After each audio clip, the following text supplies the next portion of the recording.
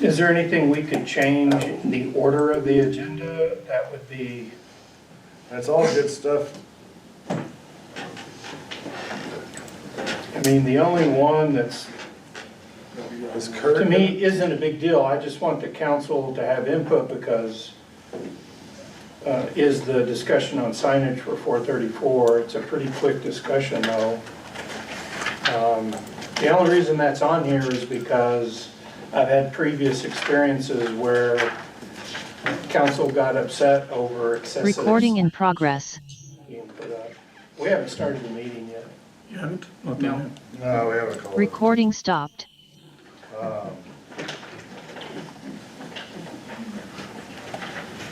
So that, I mean, I'm just saying, if y'all want to make a motion and change the agenda order, but that's the only one. The rest of them, I think Chuck's going to be interested in. Well, I agree. And I'd like him to be involved in all these discussions. I hate to, with an audience, keep them waiting. We can give it a few minutes. When was the last time you spoke with him? It was I need to- around 1 o'clock today. Let me give him a call. If he answers, we know he's not even close.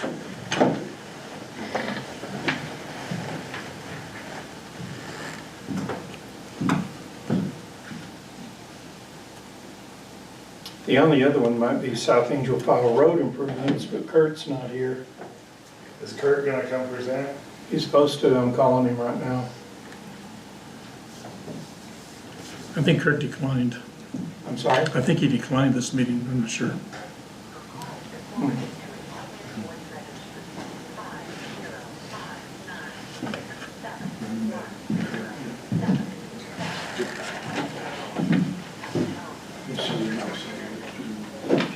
Hey Chuck, it's VJ. Hey, we knew you were gonna be running late, we were just gonna. Hey, Chuck, check in this to is see Brett. Hey, we have this if we could postpone a little bit. meeting we will. today. It's going to start here in a minute or two, but the item on the agenda is discussion of South Angel Fire Road improvement. All right, we'll And wait that for was one you. you'd We'll wait. requested. So I just want to make sure Okay, that great. We'll see you you later. were aware and are planning on attending. He's just coming over to We're talk going to be to starting the Pat's. meeting, so don't call me, text me if there's any issues. Thanks. Oh, let me make one more call real quick.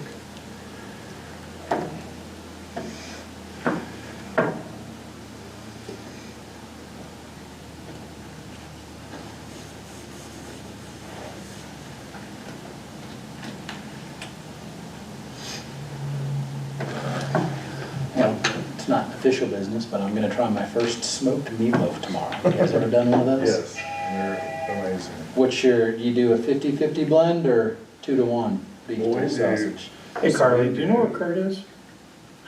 50-50 with deer Oh, and 80-20 beef. okay. Interesting. Okay. Or even elk, but we like to use the deer over that. Okay, no sausage, Ground beef in deer. it.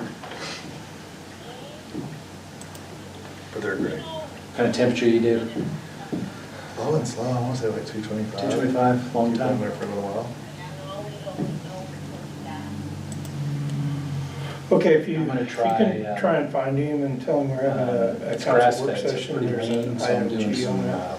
sausage. I got Discussion on South place in Angel the Fire town, so Road we do improvement, 2 and pounds he's of the beef one who and a pound of requested that sausage. on the Is that that agenda. place Tim goes to? Yeah, high country. Do we It have was any? nice, I just went in there for the first time this weekend. We had some of their andouille sausage last night, it's got some Okay. heat to it. It's- All right, thanks. Yeah, they See didn't if you spare can the find Cajun seasoning. him. All right, bye. That has rice. Yeah, theirs didn't, It doesn't. yeah. So, we're not sure where Kurt is. They left Tank 7, they were doing a walkthrough on Tank 7 today, update, and he left that, and Carly and Julie haven't seen him, so. It's he's- the last item. He's probably over working on that with the road crew where they're repairing, over there off Spyglass and Via Del Rey. No, well, it's the last item if he makes it. Chuck was only a few minutes out. not Spyglass, but it's right there on the other side of Villa Del Rey. You know, where the road washed out. Can't remember the name. Coyote, Calle de los Indios. I don't know, that's the one down south.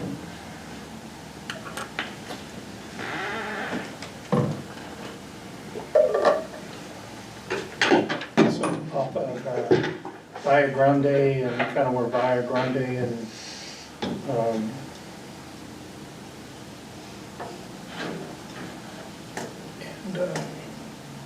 When did it wash out? that last rain event, Which was like Sunday or Saturday? Saturday? yeah. Yeah, I was out of town, but I heard about it. I was up there yesterday, but, That looks like Joe. I'm sorry. I said, I thought that looked like Trump's vehicle, but it wasn't. No, I usually do about 10 minutes.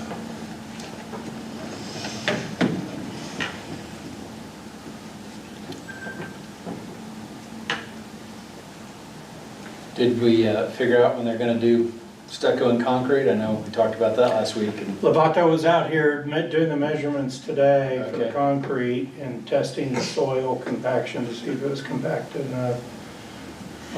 But I think they have to get an inspection on that compaction before they can move, don't they? I don't know if that's it. You There's wouldn't think several- on a sidewalk, but. There's, yeah, flat work they're not as concerned about as they are structural, but it still needs forms and steel. He's not, Well, I know, but he was out here looking at it. I don't know if the state has to do an well, I think they had their, compaction or if the one he did was sufficient. plus they had run their lath too low. So they've got everything cut back and that treated board in place. So that was an issue last time the inspector was here. But I know they want to do the cement before they do the stucco. Yep. Mr. Ecker will be right here. I found him. Okay. Thank you, Carla. You're welcome.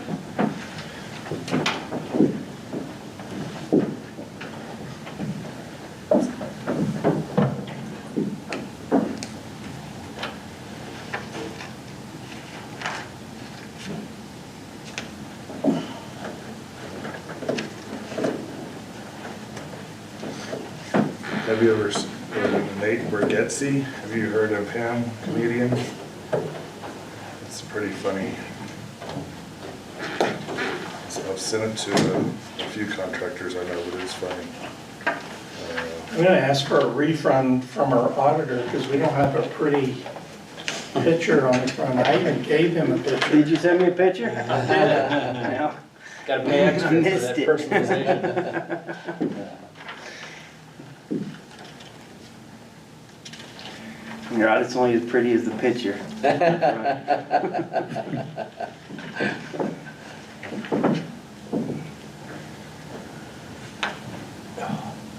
like you support in our backyard. So we hired a contractor. And being a contractor, that's a great job to have. Because you can just ruin someone's life and leave.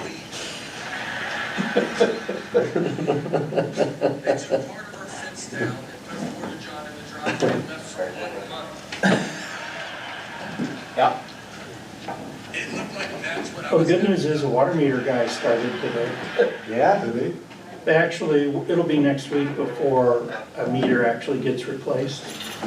But they started doing the software and the software updates with our system or integration with our system, and they started working on the data collectors and their positioning. So next week, supposedly, first meter gets replaced. Like, they'll actually, by the end of the day, have 2 of the collectors installed. 2 collectors by the end of the day.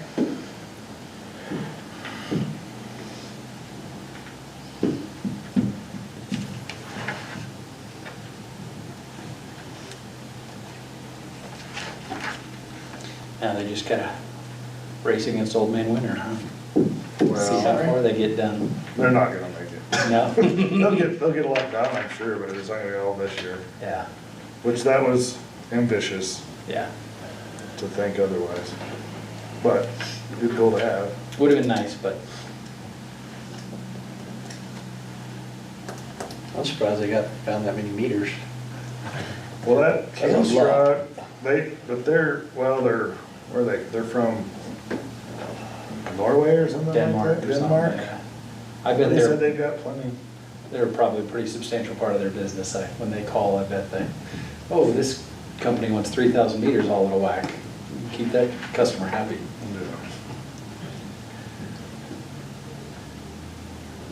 Well, that was one of our questions early on, was just availability.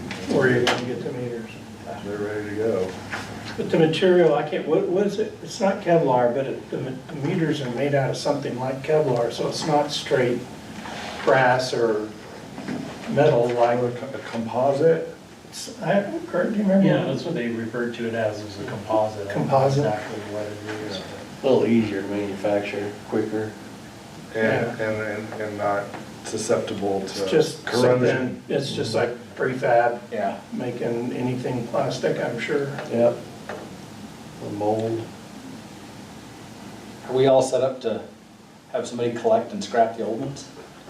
We've had that discussion and how we're going to handle that. You know, we have a place for them, they're gonna pull them and put them in Public Works, and then we're gonna assess whether they're any salvage value to them. I know there's an element of, separating the brass parts from the other parts. Right. So, see what that's going to look like.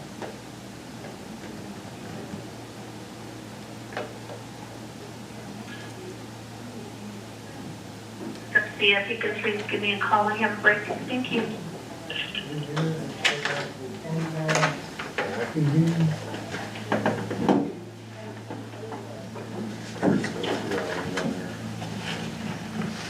Yeah.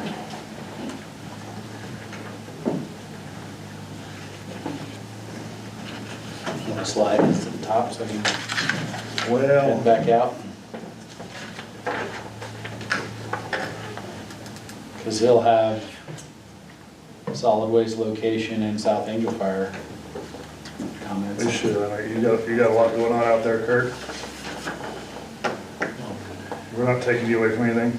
No, I had a meeting with water department guys that we're doing after action on the big dig over here, just a few minutes long, so. Okay, well, is it all right with you? We keep the agenda as is? Yes. Okay. You're kind of sprinkled throughout. Okay. I apologize for, I do not know where we're at on the agenda right now. You're okay. We're not. We're waiting on Chuck Okay. Howley. He should be pulling up any minute.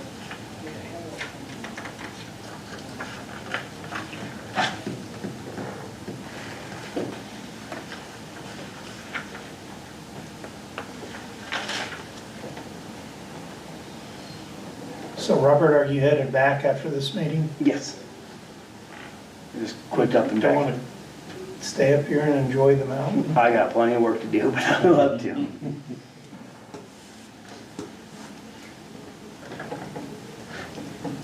You're in Farmington? Albuquerque. Albuquerque. Okay. Yeah. I guess when we talked to you one day, you might have been in Farmington. For some Yeah, reason, I had that- I'm all over the state all the time.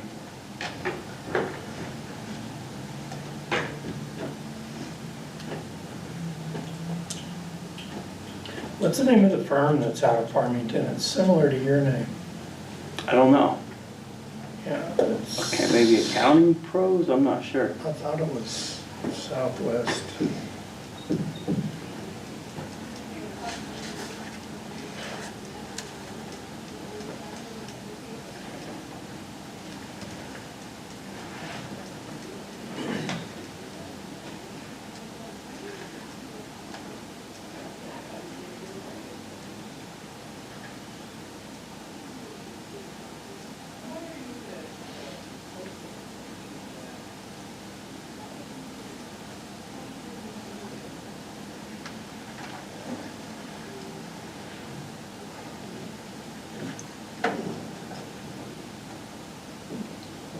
Finally been out pedaling uphill a little bit last week or so.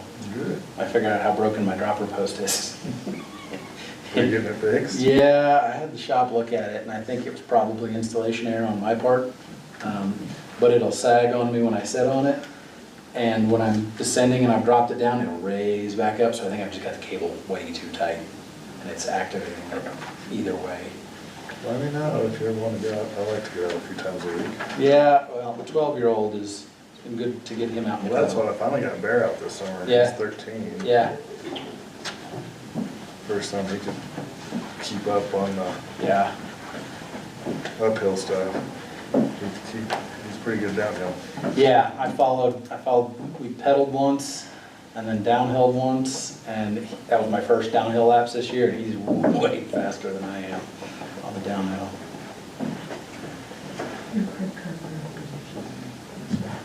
Yeah.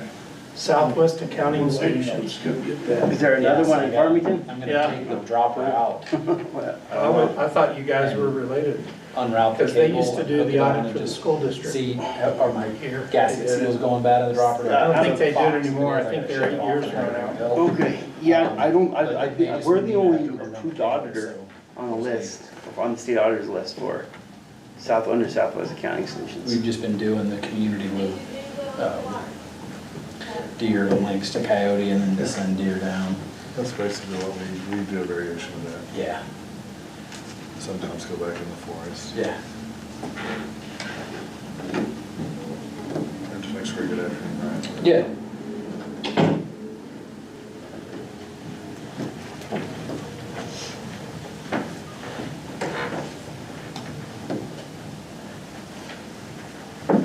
We did the community ride Wednesday of last week, and there was about 15 riders there. It was a pretty good turnout. Was that way on that trail? Yeah. Yeah, Caitlin Gonzalez puts that on, and so Wednesdays at 5, no, Wednesdays at 6. We meet at the trailhead, and of course, some people will split off and say, no, I'm gonna go ride Sage, or, oh, you know, everyone kind of peels off skill level depending. Well, that could get to be a lot, 15. Oh, yeah, it was. Hard to establish a good riding order. Yeah, the 9-year-old's starting to pedal a little more, so he did part of the deer uphill and then turned around and went back to the playground. That's the start. Yeah.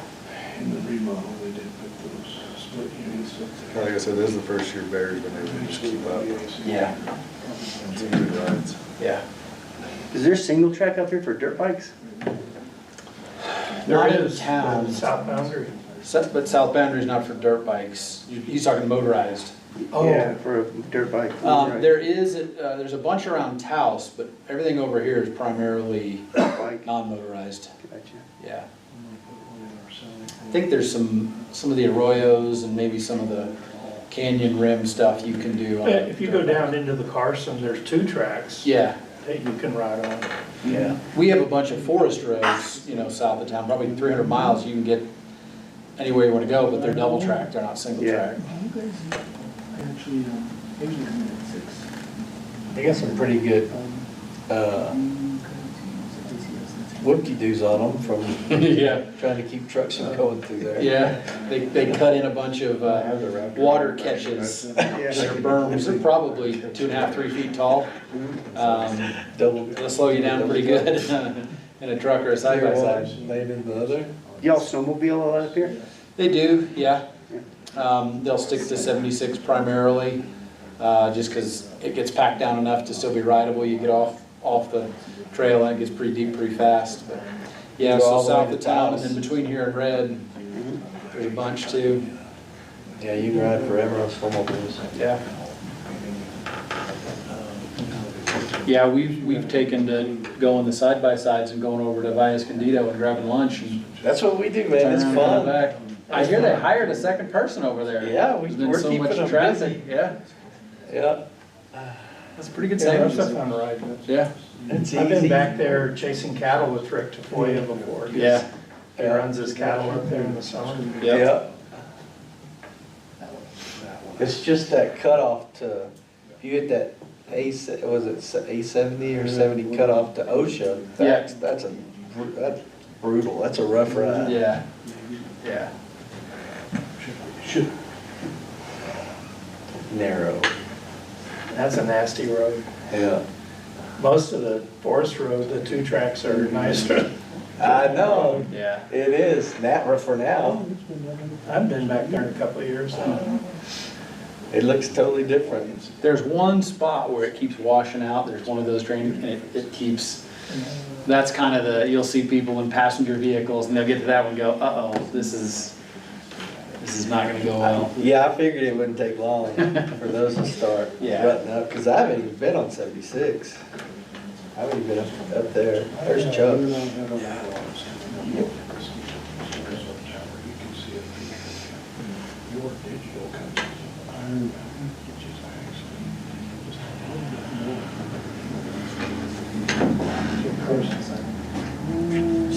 That Chuck is fun. It'd get awful, I mean, it is fucking awful. You should have kept that one too. I believe You should have just kept it. I was trying to be responsible, I'll get you the number. but I miss it. You one of each. It was so nice right around here. Exactly. You may, We need to pull something, grab your other truck. I know, but that was good. Another nice truck just sitting there. Yeah. Makes sense. you may have got a few.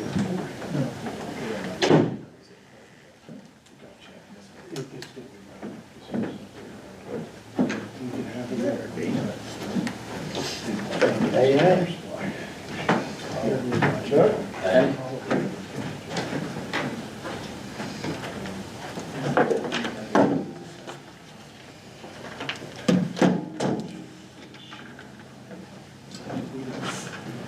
All right, You say, ready now? let's go for it. Recording in progress. This planning session order, if you join me for the pledge of allegiance. Pledge allegiance to the flag of the United States of America and to the republic for which it stands, one nation under God, indivisible, with liberty and justice for all.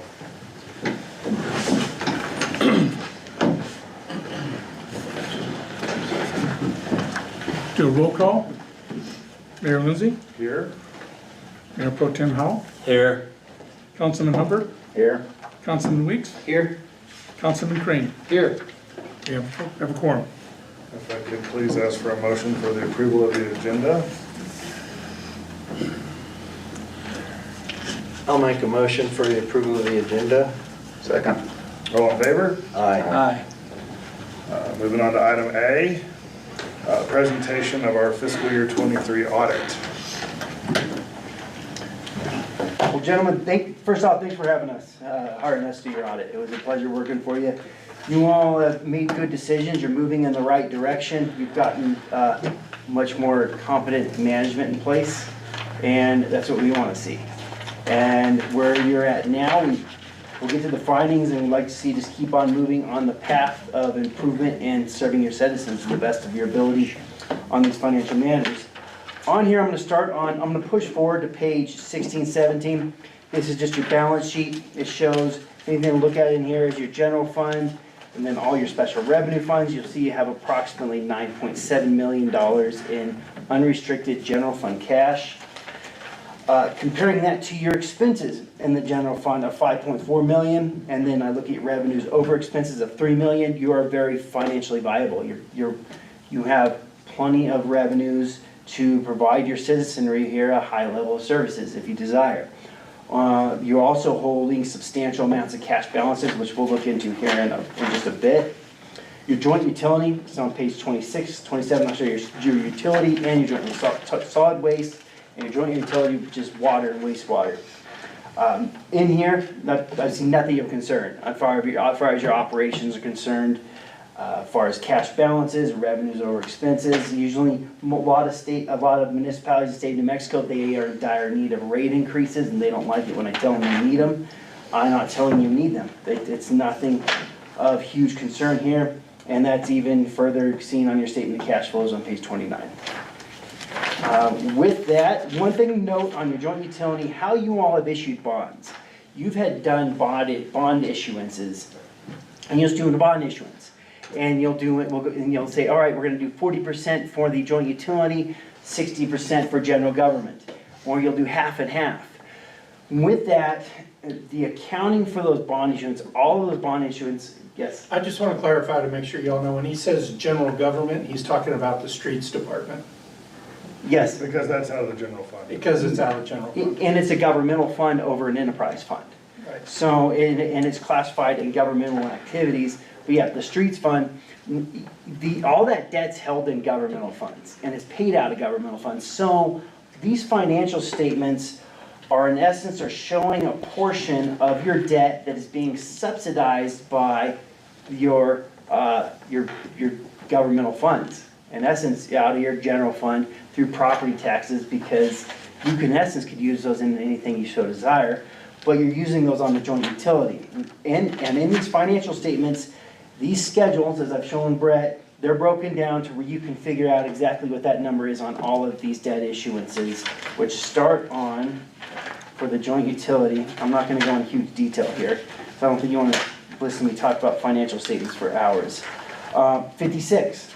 But 56 is where joint utility, a business type activities debt starts. And you'll see through here on 58, 59, 60, schedules. And these will tell you what portions of each of these schedules are for the streets or for your joint utility. But it's neither here nor there, I'm just point that out. Something to maybe take into consideration when you're looking at how much your joint utility is being subsidized. And it is a bit, not extremely. Still, even if that's a consideration, the numbers we see there are not horrible. I'm gonna push. Robert, can I interject? Yes, sir, absolutely. So with this recommendation, if we move forward with it, it may actually open the door because, to additional revenues from GO bonds, because we're no longer limited to the property tax revenue for determination of our payback. If we dedicate enterprise funds to paying back their portion of the GO bonds, it should, I think, I need to talk to the GO bond attorney to be sure, but I think it could open up so that we could be eligible for more GO bonds. Yeah, or you can also make the joint utility pay back the general fund, or you could secure joint utility revenues with debt issuances. Yeah, that's what I'm saying. Yeah, so in essence, not GO bonds, you could just secure those revenues. Because you do have the revenues to secure additional revenues, but with that, as you secure more and more revenues, eventually your lending source is going to say, hey, you need to increase those rates because we want a debt coverage ratio. Generally, it's around 120%. They want to see all debt outstanding, debt service multiply your free cash flow, or it's, in essence, your income by 120%, so you have debt coverage ratio of 120%. Which, yeah, 100% what you're saying right there. I think that's a very good way of looking at it, and it makes the accounting for debt much better when you secure your joint utilities services by joint utility revenues. That way the users of services are paying for those services directly. But it's neither here nor there. It's not right or wrong. There's many different ways to do anything. One thing I really want to point out is page 90. On page 90, you'll see all your cash. You have a ton of cash sitting in bank, around $20 million that's not earning interest. Now, interest rates right now are around, you get a risk-free rate you can get at the state treasurer's office around 5.5%. So in essence, you're paying them well over $1 million a year just to hold your money. So you're paying the bank, because they're making well over 5.5%, and you could be making that. It's costing you over $1 million a year to have your money just sit here at InBank. Now, I've talked to management, and they said why they did that, because they got off audit finding in the past. Because if you get monies from the federal government, you're not supposed to earn interest on those. But what you did is you got an audit finding, and you did a knee-jerk reaction. It's been costing you over $1 million a year for the past couple of years. And I personally feel I would take an audit finding over not earning a few $1 million, because this money could go to further serving your citizenry, keeping your employees well paid, because as you know, the job market is getting tougher and tougher, so it's getting harder and harder to pay people. To get the right people in here, it takes the right salaries. Another $1 million could go a long way in any community. So I think that's just a huge area to focus on. If you give you the biggest recommendation, put this money to work for your citizenry and get that money into the state treasury pool. And you can do it however you like. Highly recommend the LGIP state treasury pool. It's low risk, it's easy for compliance purposes, and it's not gonna get you an audit finding. And you will maximize your return. And with anything to add? Just so you know, I've already had a meeting with InBank, and hopefully this will be rectified one way or the other in the month of August. And what we'll need to do is look at a couple of different options, and either which funds we want to move money into and how much. So we're going to try and have 3 or 4 months of cash available, and then potentially move the rest into some sort of fund at one of the banking institutions, either the state bank or keep it at InBank, whoever's going to give us the best rates. So we've already started working on that. I'm sure InBank does not like to hear these conversations because they're making $1 million a year off you easy, well, a bit over $1 million. So, yeah. With that, you just point at page 100. This is your expenditures of federal awards. You spent $819,000. This is just money the federal government gave you in grants. The rest is loan and loan guarantees. On your water system, just point that out because the more money any community can bring in for the federal government, the better off you are, the better off we are as a state. We need to bring and try to get capitalize as many federal grants as we absolutely can. It helps our entire state out. It helps every business owner out. It's bringing money outside of our citizenry in here to help this place out. And with that, I'm going to get on the findings. Is there anything you want me to hit on that I didn't hit on in here? As far as financially, we got capital assets, we got debt, you got receivables, you got payables. I don't know if you want me to, like I said, we're going to talk hours about all these things, but you know, accounting's not the most fun thing to have to be preached at about, so you let me know. All right, let's go to the findings.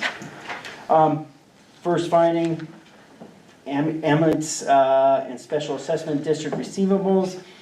You all have a Special Assessment District, and you assessed on these properties a receivable that they needed to pay this debt, and the debt is in here. It's on these financials, but the receivable on that these properties need to pay has not been tracked properly. Brett and I have talked at length on this. He's very, very aware of what to do, what needs to be done. In here is an option. We actually recommend possibly use an escrow company. That's what a lot of other communities do when they do something like this. Because in essence, you have an amortizable receivable. As you do not pay me, I earned interest. Is speaking for you as the village as people pay this. And this receivable needs to be tracked, and the interest needs to amortize on a I can't believe it's a monthly basis or annual basis. I can't remember. But it needs to be amortized per the agreement. The other thing, ambulance receivables, the ambulance receivable, you have a company doing your billing, they just could not provide a receivable schedule. It's a material number, so there it is in your financial statements. And both those things need to be addressed. It's a specific, I can't say one's more important than the other financially, but the Special Assessment District, it'd be of extreme importance to your citizenry. So, and Mr. Mayor, the one thing I'll say there is that we already had conversations with the interim fire chief, and we've gone through our CPO to determine that we don't need to go out to RFP because it hasn't been over $60,000 historically.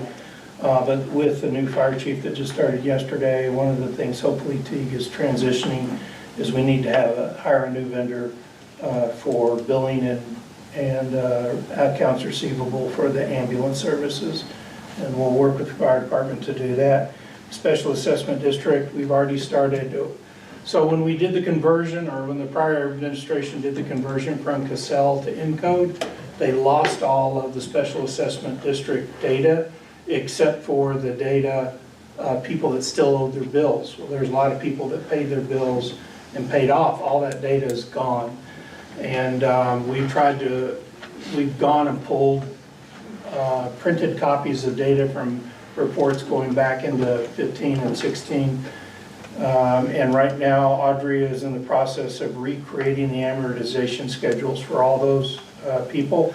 Because, and then when they converted, they didn't convert the amount that was, the amount that was unpaid on the account. They converted the amount due only, and then in the new system treated it like the amount that was still owed on that account by individual. But that, in those accounts, we've determined now included penalties and interest and other things that should have been included.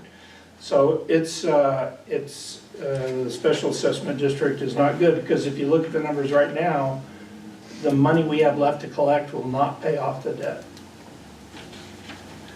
So we're in the process, so we're gonna have to rebuild that whole thing. Yes, your receivable on that, like you were saying, should exceed or equal the debt. So, yeah, anyway. We good on that? Push forward, all right. Policies and procedures, when people can go get gas, when you run an organization with lots of employees are very good at figuring out ways to take advantage of any system, including taking free gas. They'll take anything. Good people will end up stealing. If there's a way, what we want to make is systems where we will detect and correct it if you do that, and then in essence, we put pressure on them where they don't do it. And your gas is at high risk. Gas is a high risk, misuse of WEX cards, and MVD receiving processes. What we want to see is if you're over there and you go and get gas, there is a way to track everyone's gas purchase in that vehicle. For whether it's at your station, your pump station you have, what do you call the station here? The fuel station. Yeah. For your fuel station, you have some type of controls where only village vehicles can go in there. There's a camera in place. WEX cards on that end are assigned to a vehicle, and MVD, when they collect monies, those monies are reconciled to what's called the state tapestry report for MVD transactions. We see how many transactions, we multiply it by the fee we charge each customer, we rec that to their drawer, and we trace that into the bank statement. So those three areas, there are weaknesses on gas, use of WEX credit cards for gas, and MVD transaction fees. Do you want to add anything to those? I just want to say the MVD transaction, we've already changed the policies and procedures to incorporate the additional reconciliation. The WEX cards, we're in the process of getting, because we had issued WEX cards by person, and they really should be issued by vehicle. And so we've already done that for some vehicles, but we still have a little more work to do to finish that process.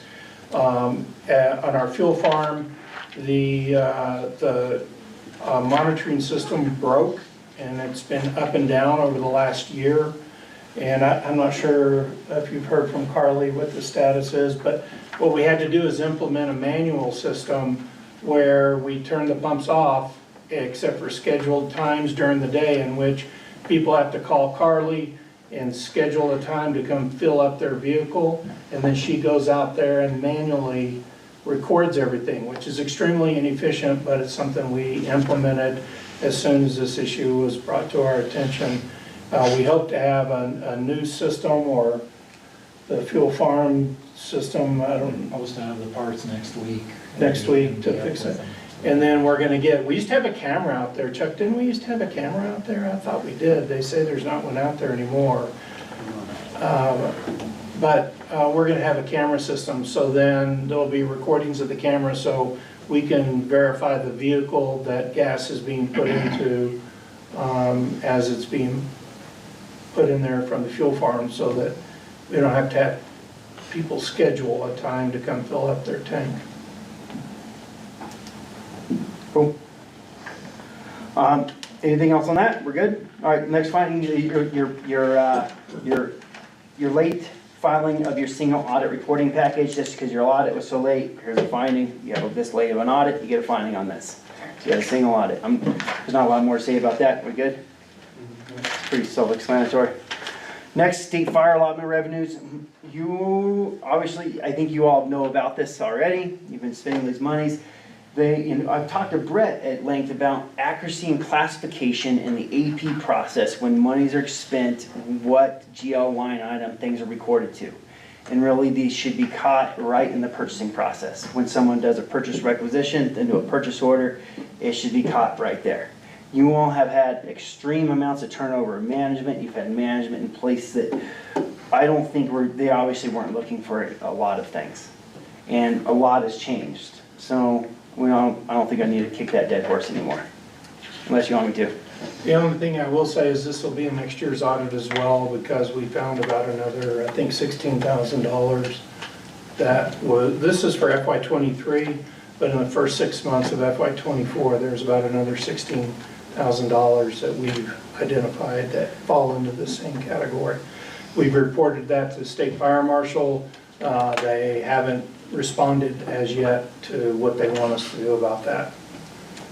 I've offered to just do journal entries since we haven't had the audit completed and move it out of that fund. The only challenge is we've already had to report the carryover amount, and by placing those journal entries, it would change the carryover amount that's already been approved by the State Fire Marshal and those funds. And so they're trying to decide whether to adjust the carryover amount, or do we have to reimburse them for that like we did the $47,000 from FY '23. So, and that fining, you're definitely gonna end up owing the fire marshal money back. But if there's reclassifications out of the fire fund, and then we don't see these expenditures as auditing in the fire fund, that's one way to possibly fix this finding. But also the cost and the resources to fix it over the benefit, I'm gonna leave that to you all to decide.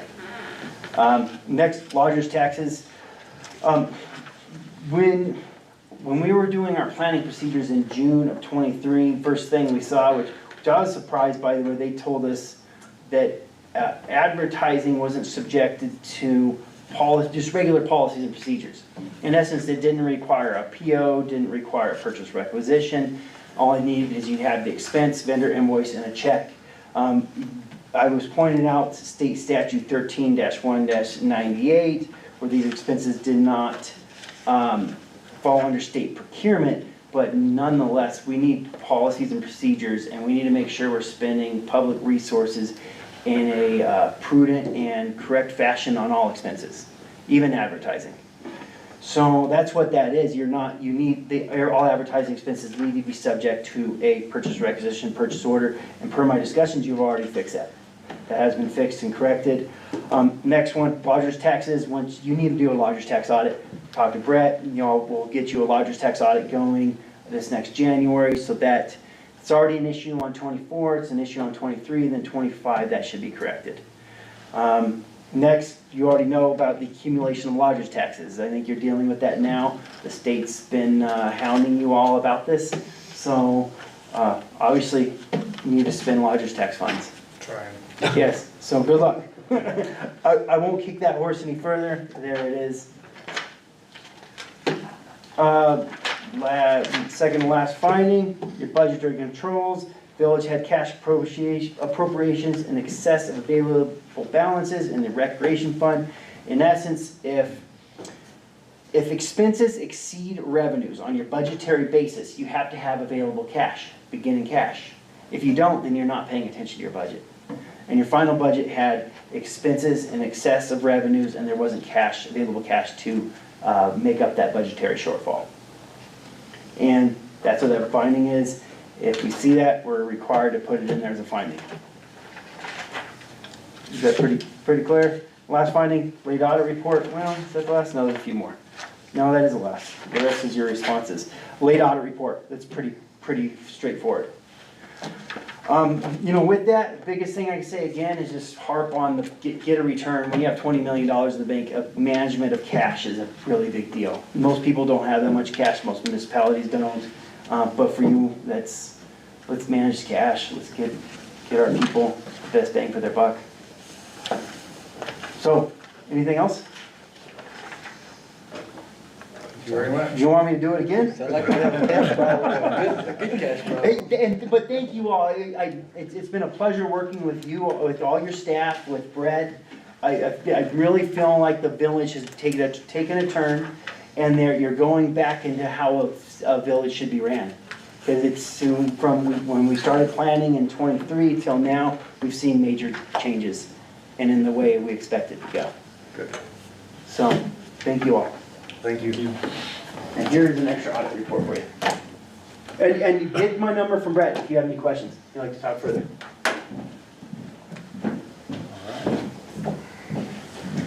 Do you have any other questions or discussion on the presentation of the audit? We'll move on to item B, our hospital district. Wanted to add this item to our agenda. As you may know, we're a member of, what's the? South Central Colfax County Hospital District. South Central Colfax County Hospital District. And as we start to chip away at certain things, this has come to the forefront as a priority for this village, is our total lack of health care. And quite frankly, accountability and the perceived perception from our valley of representation in that hospital district. And so we will be getting much more involved in that hospital district and look for solutions to help staff not only the Moreno Valley Clinic, but hopefully also the new clinic at the resort. I think there's more than enough demand.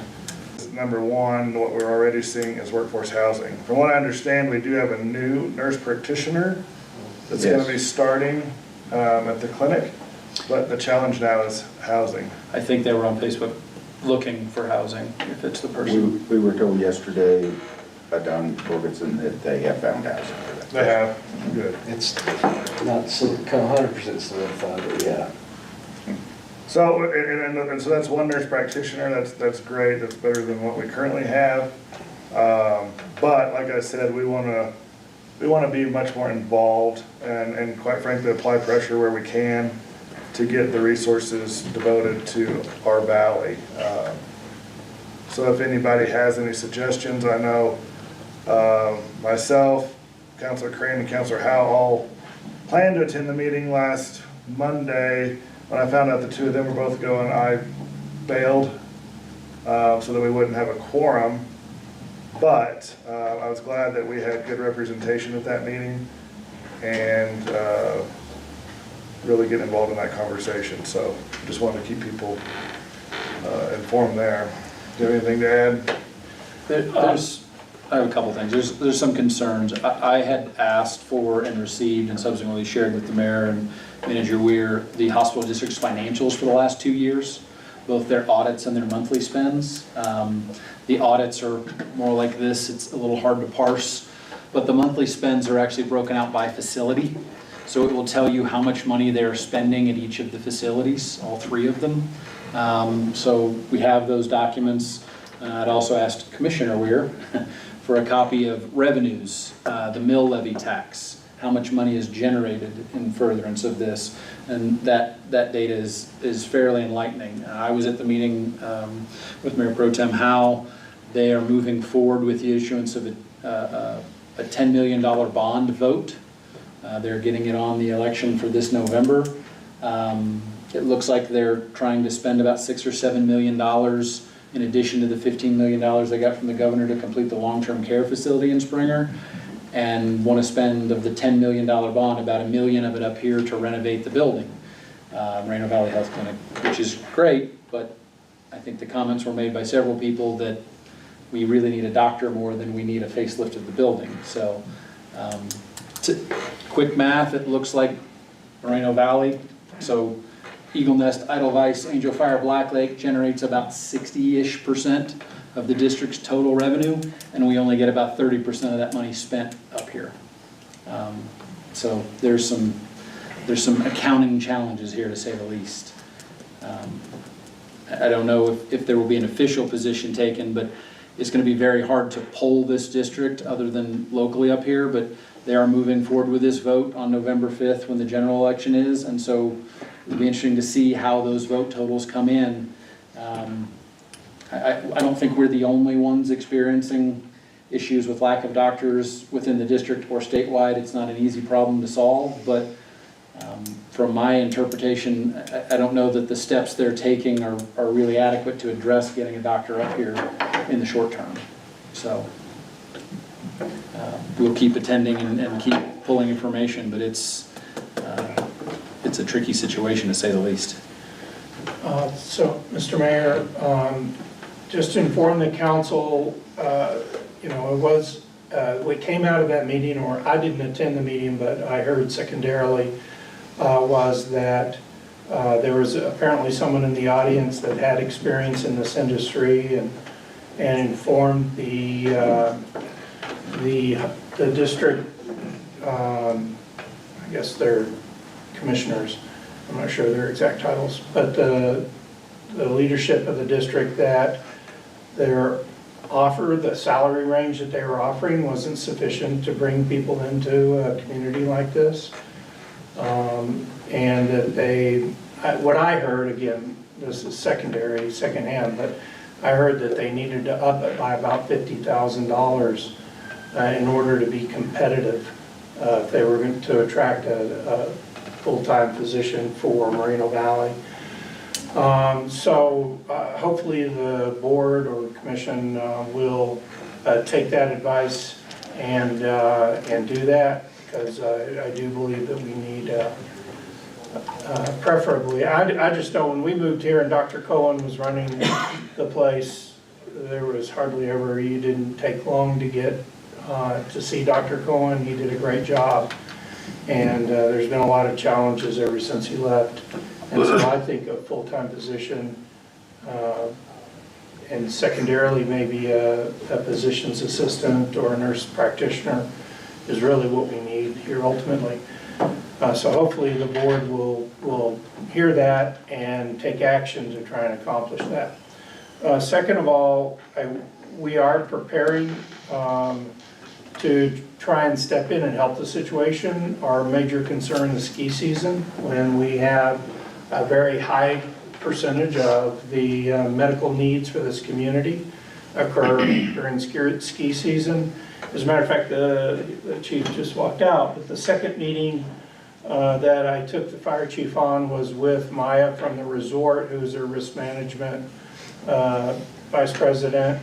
And we're already in discussions of, you know, if the resort can't find somebody to take over the urgent care facility on the mountain, how can the village step in and do that, and trying to structure a process for that. I will tell you that I need the chief to make a decision fairly quick on this, but we do have $264,000, which we discovered we had in the audit. That is money from the federal government due to COVID, and it has to be spent by December 31st of this year, or we have to send it back. That money has limitations on what it can be spent on, but public health is one of the things. And so we're in discussions as to whether it makes sense to buy a third ambulance to help service the mountain. Again, that's something we're going to have to make a decision on quick to get that money expended. But what we do know is where everybody recognizes, the resort included, that if that facility is not open, we're going to be the primary care for the valley, our EMS department is. And to try and service that, we're not going to be able to service that mountain and provide our standard service that we're accustomed to our residents at the same time. We're going to have to do something, which may mean a third crew, which may mean additional personnel, and all that is expansion of the budget, because we're not budgeted to do that at this point. So the council needs to be aware of that. We're working on that.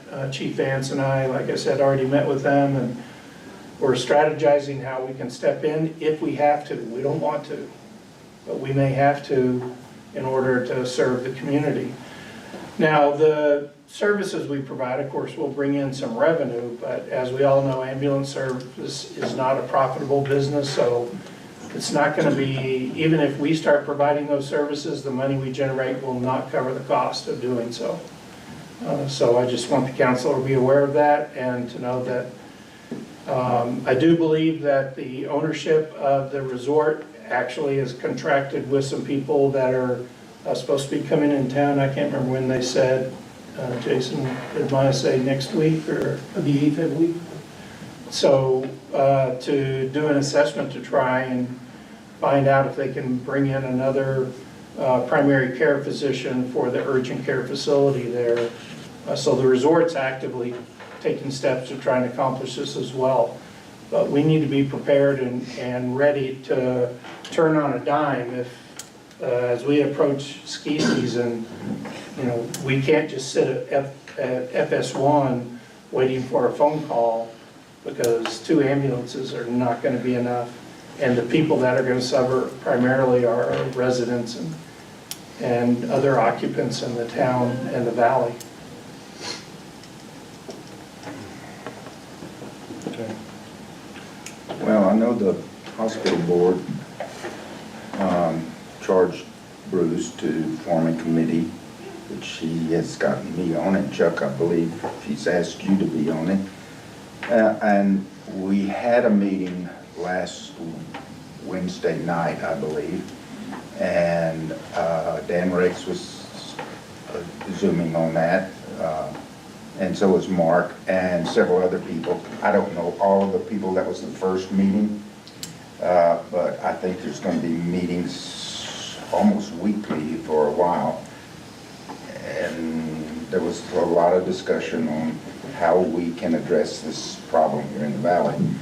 And of course, the resort wants to form some type of partnership there, which, you know, would be probably a good thing, but there's a lot of legal issues that will have to be ironed out there. So I don't know how this is going to proceed, but I know that we had our first meeting last week on that. That's good to hear. Anything else to add? Okay. Move on to item C, discussion of an OHV resolution for Highway 434. This is something now that Chief Hogreave is starting to get a little more comfortable in the community. We'd like to explore the opportunity to have an OHV zone from the blinking light to Forest Road 76. So I can turn it over to Chief Hogreave. Let's do this. Thank you, Mayor, council, manager, guests, everybody on video. So I did some research. Of course, let me just start with, there's a state statute from, I believe, 2016, went through legislation, and it allows for local governments to allow the use of off-highway vehicles being ROVs, which is a side-by-side by definition, and OHVs, which is more of a four-wheeler, by local ordinance to be allowed on local streets. It also gave provision in there that gives the State Transportation Commission the authority to allow the use of ROVs or ATVs on highways that are under their direction and control. So the village, local governments can do their streets, the State Transportation Commission can do their highways and roadways. So looking into all of that, it brings us to what the Village of Angel Fire did in 2017 and adopted by ordinance, allowing the use of off-highway vehicles on village-controlled streets and roadways. A couple of little things in that we probably will be needing to address, whether this goes forward or gets denied by the State Transportation Department, because it has some language that says the vehicles can be operated on paved streets owned by the village. And we have a lot of streets that aren't paved. And the intent of the law is to allow them on any village street that's deemed safe, roadways, whatever. A few things like that, and our ordinance doesn't account for any reduction in speed limits. It doesn't account for seat belts and a few little things that is mandated by state law. So to be consistent, we're gonna need to revisit that. So what I did is going through that and visiting with Department of Transportation briefly about this. It requires several steps. The first step is for the governing body to pass a resolution saying, yes, we want this state highway to, the State Department of, the State Transportation Commission, it's a division of DOT, to allow use on this roadway that is within our village. So the drafted resolution that I think you probably have before you or have seen is a very simple resolution. Was about- not. It was in the packet. It was or wasn't it? We can make copies, You I'm want? proud. I can make one. There you go, Rafi. You need it? I will, but I'll wing it until you get back. So the first step is a resolution from the governing body. That's what I have drafted for presentation here today and for you guys to look at. The resolution is very simple. It just says 434 is within the village. We want to allow that. Where it gets complicated is from the 36.5 mile marker, which is at the intersection of 434 and 64, all the way to our village limits. We can petition for that. We go 1.2 miles outside of that into the county to reach Forest Road 76, which the purpose of this, in my opinion, and I hope you share this vision, is to allow the ROVs to utilize lodge to trail use and to go outside of the village into the county, 1.2 miles, to access Forest Road 76 on the southern end of the village. There's no other legal or lawful way to access Forest Road 76 through the village without going across a portion of private land.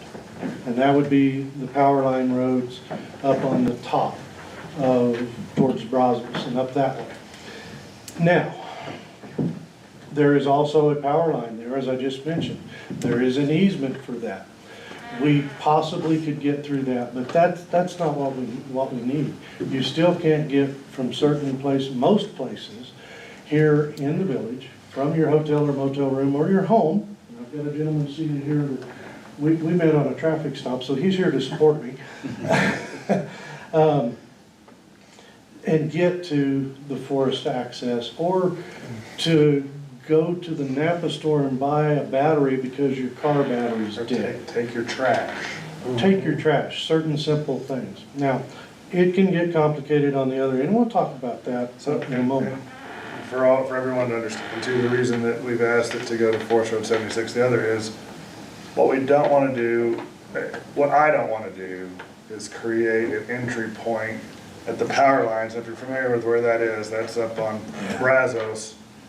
But what that would do is that would direct traffic through specific neighborhoods. It does. Increase OHV traffic. Currently, we already have it on our village roads, as the chief has stated, just can't use the highway. So what we're wanting to do is so everyone can get to the highway and then get to the forest roads from there.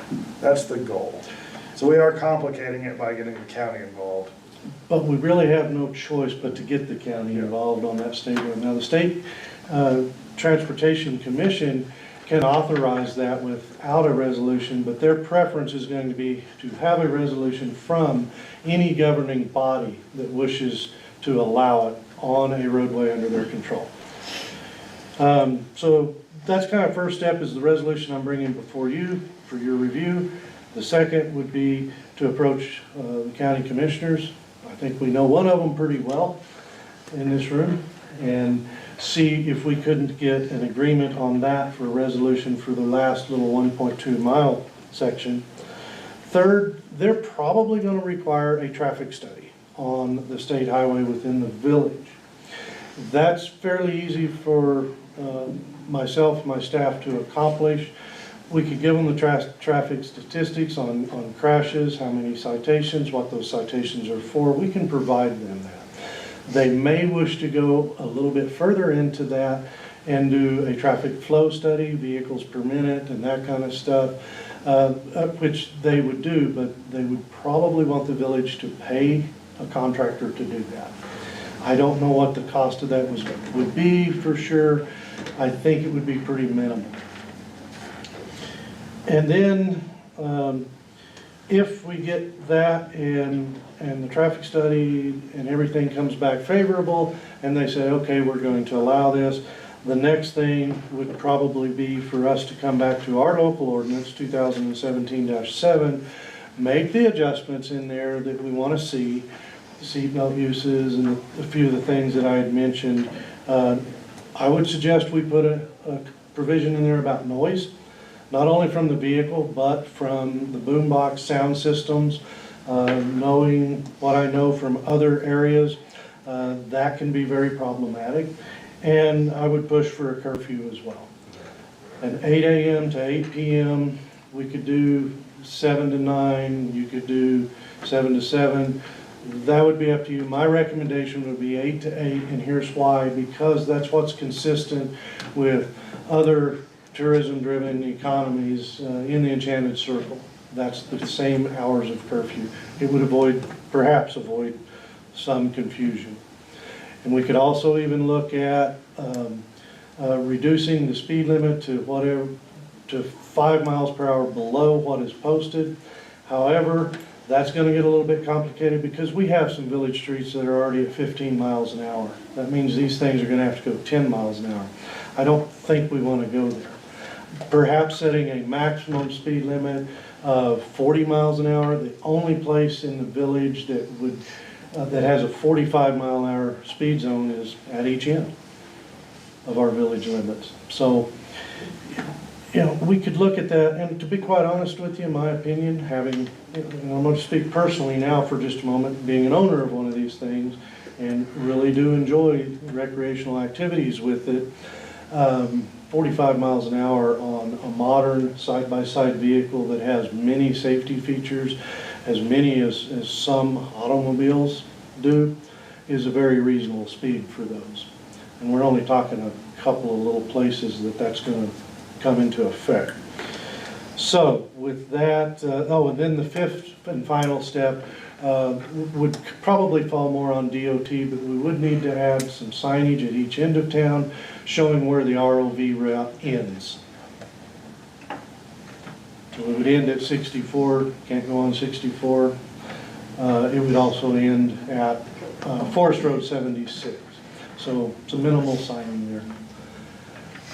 That's it in a nutshell. I'll stand for any questions, do more research, whatever you'd like me to do on this matter. So timing-wise, obviously we have to involve the state for the portion outside of the village limits, but they also have to approve the 434 inside of the village limits? Yes. Okay. And Councilman Crane, I'll be honest with you, if the county doesn't do a resolution and the state was only to approve 434, we've accomplished a step in the right direction, but my ultimate goal is to get it so they can go all the way to 76 and enjoy the forest roads. And I think the other benefit of this is we have some folks now who, you know, live down by Monte Verde Lake or the country club and take the back way to get to Lowe's or where they're going, and pushing them to 434 with the correct postings and everything would decrease some of our residential traffic. It will. It absolutely will.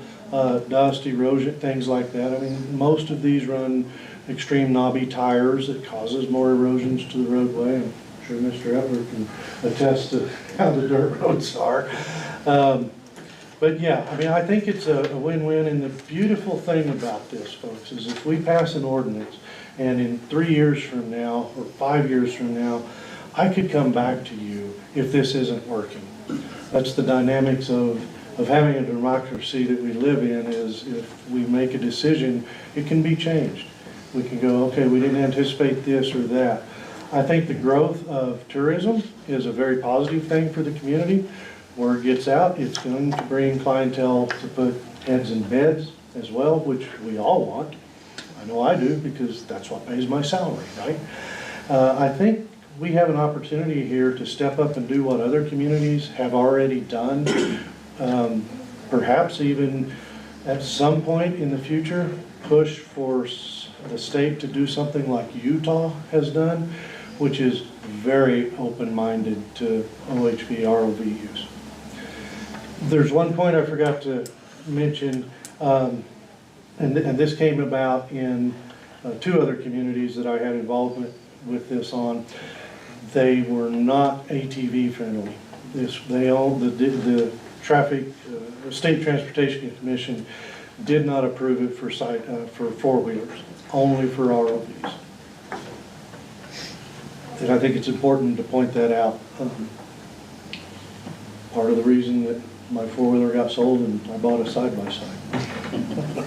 So for UTV, Mr. Mayor, I'm sorry, so for UTVs, not ATVs? Well, the technical term is ROHV, recreational off-highway vehicle for side-by-sides. ATV is an all-terrain vehicle or all-terrain cycle, whether it's 3 or 4-wheeler design that has a seat and handlebars. If it has a seat and a steering wheel, it's an ROV. Guess you could get a small trailer, put your ATV and pull it behind your UTV till you get to the trail. And Councilman Weeks, we say that in a joking manner. I have actually seen people that have wired trailer plugs on their ROV. They have safety chains and they're completely legal doing that. Absolutely. Yes. So that's my pitch. I won't take it personally either way you go on this, but a recommendation is that you give this consideration. One question I did have though, when the state looks at allowing these, would it affect the speed limits on Highway 434? I don't believe it will because we're already at a reduced speed limit through the village and town, the body. So I do not anticipate that. There are some areas that had a 50-mile-an-hour speed limit on the thoroughfare through town or greater, and yes, it did affect that. What we witnessed in Ruidoso was they had an OHV zone that went from the county, this is where we even first saw it, county into town, and it was 45 the whole way. Okay. Well, and they were also able to post, and we don't have to, but we could choose to leave the passenger vehicle speed limit the same and post a separate ROV speed limit. But to the chief's point, we don't think we need to. If we needed to, we could. It's 40 to the village limit and then goes to 45. And then we're just 45 north. 35, 40, 45 right before you get the So last there's really 3/4 of a mile. I don't anticipate it, I personally don't anticipate it needing to adjust the speed limit. I don't think it'll probably be looked at. Sure. But I don't think that's going to be a point of contention with the State Transportation Commission. Other places have ROV speed limits of 45. We're not going to exceed that. Yeah, and it seems like you had a difference, 5-mile-an-hour difference, it would be more dangerous than keeping in the flow of traffic. There's a point to be made for that as well. Well, I remember when the council voted on the 2017, help me out on this, Chuck. We had a lot of discussion then about, and it was mostly ATVs at that time, that you had to be a licensed driver. Yes. To operate this. I don't know what all finally got into the ordinance that we passed. You had to have helmets. Yes. And I'm sorry to interrupt. Anyone under 18 years of age has to have a helmet regardless. Yes. Even in the forest. That was part of the discussion. And like I said, I don't remember everything that got into the ordinance at the time, but I remember that there was an awful lot of discussion on it. The speed limit was discussed, but I did not remember what was finally passed on that. If we did anything, it may have been just maintaining the speed limit that was posted from that day. Do you remember, Chuck? And sir, I just remember there was a lot of discussion on that. It was voted down ultimately, the highway, the resolution to take them to the highway. Yeah, the highway never passed, but the village streets did. Right. Back then. Because before that, they couldn't drive on village streets supposedly, but, you know. So Counselor Humbert, to your point, if I may, Mr. Mayor, Section 4A, speed limits. The speed limit for a recreational off-highway motor vehicle operating within the village shall be the posted speed limit. So it's the same as automobile That's what I traffic, thought. is what you passed. Mhm. So, real quick on the registration. So, the vehicle has to be registered and have either an OHV sticker or a license plate. Is that, In New Mexico, you have to have your registration sticker and the plate. okay, For non-residents, you only have to have a non-resident sticker, validation sticker. okay. And are we issuing those stickers today? Motor vehicle can issue those to residents or non-residents. We're not open on weekends, but And that's just in the, for the village, and then there's a separate sticker for the forest? Yeah. Is that correct? well, not for the Carson that I'm aware of, no. Just the As long as other- you're There it registered, is. You have to have a you, off-road sticker for the forest. I have one. which you get when you purchase your New Mexico registration. You can get those online. At least I did. So you can get that one without the other, but if you get our permit, it comes with that sticker as well, is that what you're saying? When I registered my side-by-side, it came with 2 stickers, one for the forest, one for the state registration, and a small motorcycle-sized license plate. Yeah. Is what I got. There is one other thing I want to point out. The state law requires insurance. Our village ordinance does not. That needs to be addressed. Sure. Vehicles operating on any street, in my opinion, must be insured. So, as I said, one way or another, whether we go forward with 434 and we get that blessing or not, we need to visit this 2017 ordinance, clean up a couple of little things. So we should do that sooner than later. And none of this would have anything to do with the e-bikes, that's a whole separate, that's a different category of vehicle altogether, no crossover, none of that here. You are correct. Okay. On e-bikes. There Okay. is also e-motorcycles. Yep, The distinguishing is they don't have pedals. The motorcycle, motocross style They're bikes. class 1 e-bike. And they are required to have a registration like a motorcycle. They are considered a motorcycle, only it's electric powered instead of gas. right. But is there a distinction in, because I think what's happening here is there's a old moped clause being applied to some of these that can have pedals, Yes. but don't necessarily have, you have to have the pedals mounted for it to be considered, I guess is what I'm So if asking. it has pedals, it's either an e-bike or a moped. A moped is going to be defined as less than 50 cc gas powered Okay, or petroleum powered, because diesel, whatever. so if it doesn't have pedals, because I've seen some now, and I've seen them around town where they can have pedals, and that was kind of the loophole, I guess, that was being used, maybe the kindest way to say it here, that it looks like an electric dirt bike, but I believe it is classified as an e-bike because you can get a pedal kit for it, but I didn't know if that's, And there are some of those floating around out in the world. There are some that people choose to remove the pedal mechanism from and make them more of a dirt-only type bike. But those are a different category than an ROV or an OHV, or an ATV, I'm sorry. Chief, in the very last paragraph, the be it resolved paragraph, on the last full sentence, hereby adopts and respectfully requests the approval from the local governing council of the Village of Angel Fire. I'm not clear on that, why. So, on the resolution, Yeah, the resolution comes before you, the governing body, right, for approval as a resolution. And as you know, a resolution is, this is our desire, Right. this is our will. It's not an ordinance or law. So this document, if approved, will go to the Right. next step for the State Transportation Commission. so I guess where I'm confusing myself, above it, it says the governing body of the Village of Angel Fire respectfully request approval. It's like we're requesting Oh, approval. well, It should I say. see the wording that you're, Yeah, I see the wording there, it should and say DOT. we will where it says absolutely- local governing once it's council. assigned a resolution number and is brought formally for adoption, that's how it works, right? It comes to a regular meeting. Yes, we'll get that cleaned up. Thank you. Thank you for pointing that out, Counselor Huff. So necessarily then, if we wanted to move forward, we would have to move forward with a resolution like this to let you work with the state and DOT, and also separately change some of the deficiencies of our current ordinance. Both of those processes are gonna have to happen if we chose to move forward. As I mentioned, I think our local ordinance needs a little bit of cleanup work. So we need to do that anyway.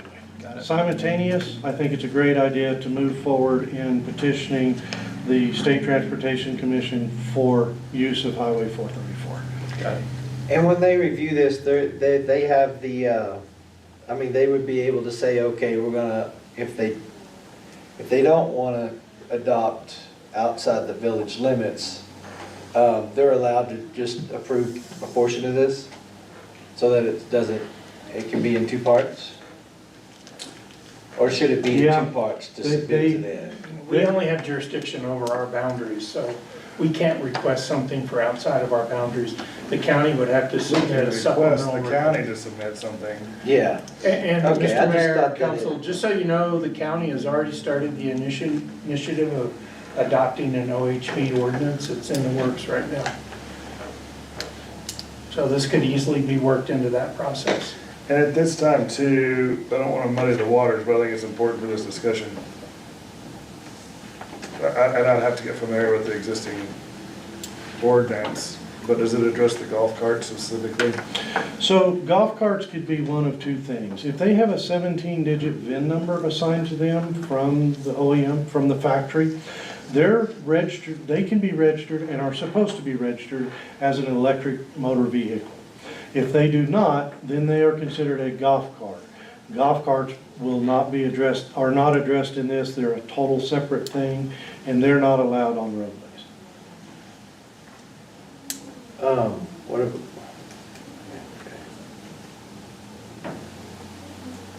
Okay.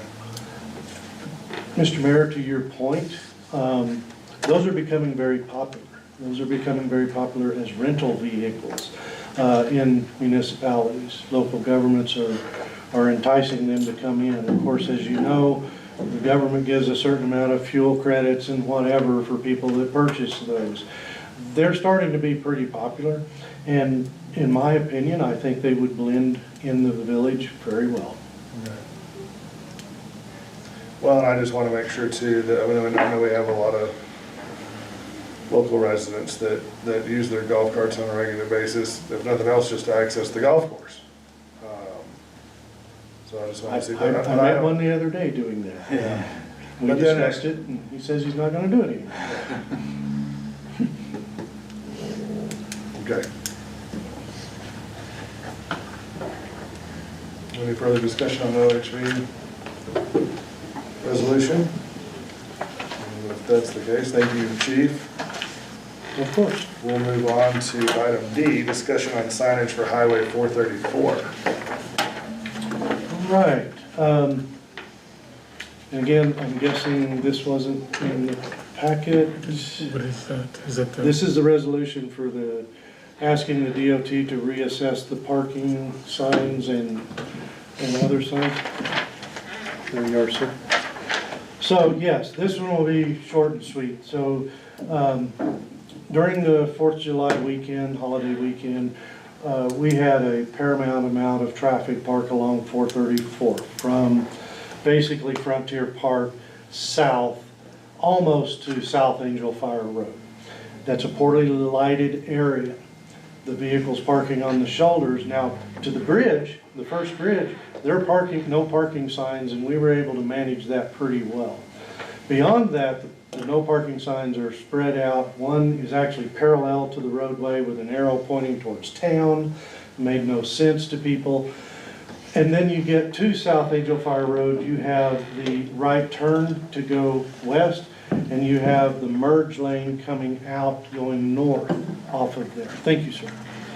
So we identified a few places that parking was very congested. It caused extreme concern, at least to me and the officers, about the pedestrian traffic having to walk on the inside, driver's side, if you will, of the vehicles that are parked along that roadway into the traffic, because pedestrians are gonna walk 2 or 3 abreast, as we know.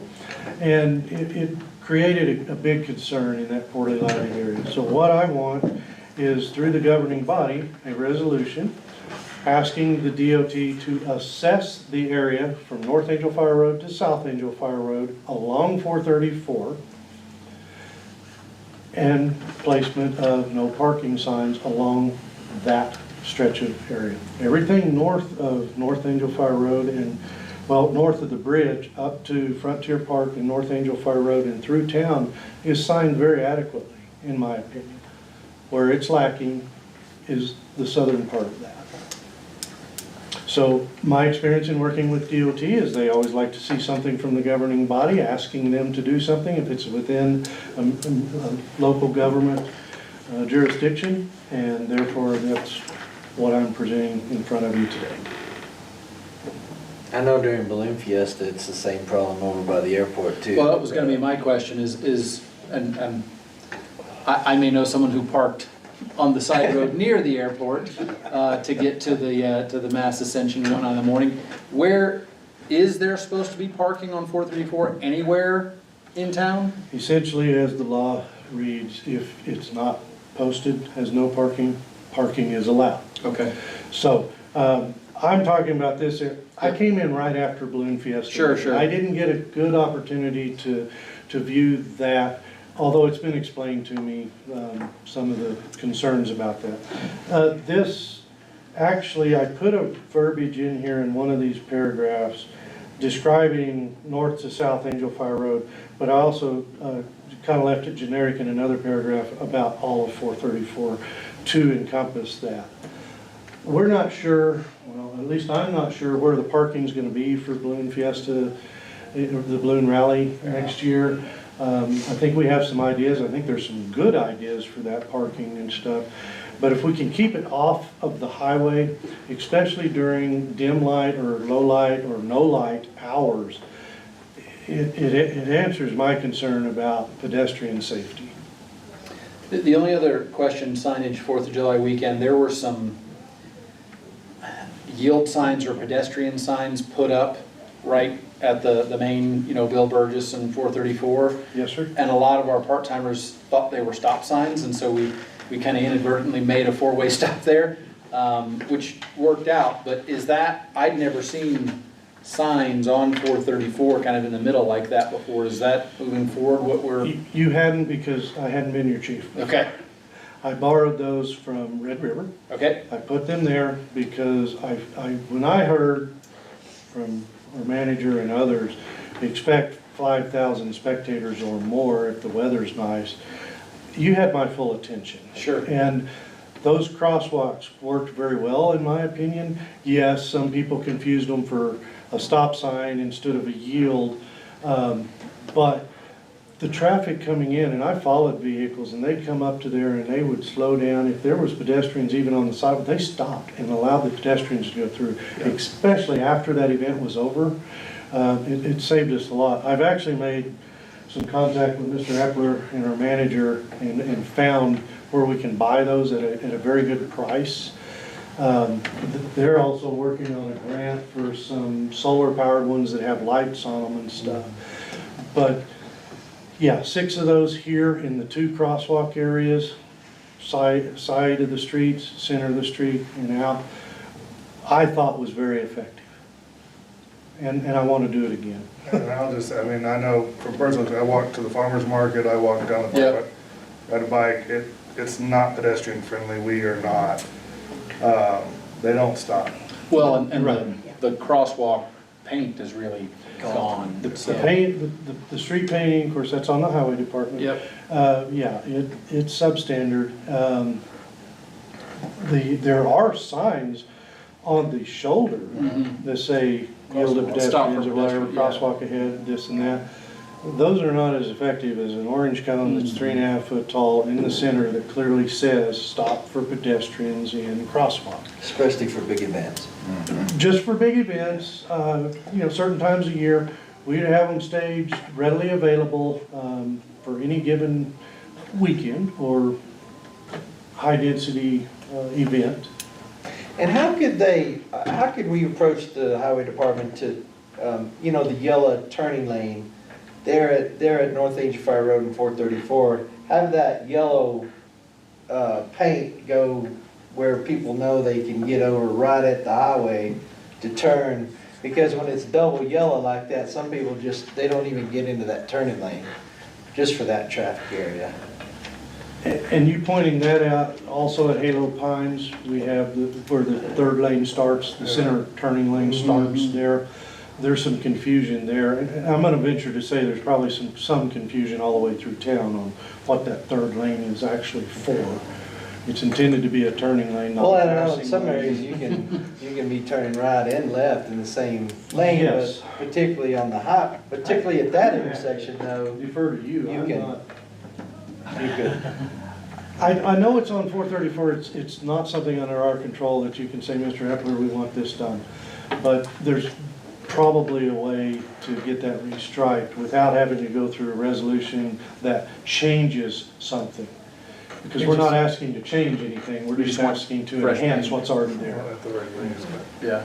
We can ask, this district's DOT supervisor, Pat Gagos, I think we can ask him for input. He's been very responsive when we've dealt with him in the past. Well, I apologize for the detour on the signs. I just thought it was, since we were talking the area. It's important, and one last thing I didn't mention to you guys. I have tentatively set up a meeting with the district traffic engineer over District 4, depending on what is the will of the governing body on the signs. In my experience, I learned a long time ago, you try to set things up with the state agencies a long time ahead. So the worst that'll happen is you'll tell me, nah, I don't think we want to do that, and I'll cancel the meeting. And I didn't know if even a less intrusive striping, no parking, like red striping would to try to tone down on the signage along the highway. But I didn't know if that would be an option to look at to maybe keep the amount of signs on the highway down to a minimum. Yeah. I mean, So, I don't- Mr. Mayor, that is the main reason that I asked the chief to present this to council, is because we do have some constituents who are concerned about the number of signs on 434 already. And although I'm in favor of putting the no parking signs up, I just want to make sure the council was aware that there is, and I'm sure you are, constituency out there that are already complaining about the number of signs on 434 and how it detracts from the views and the feel of our small town community. So that's a decision I think that council should make is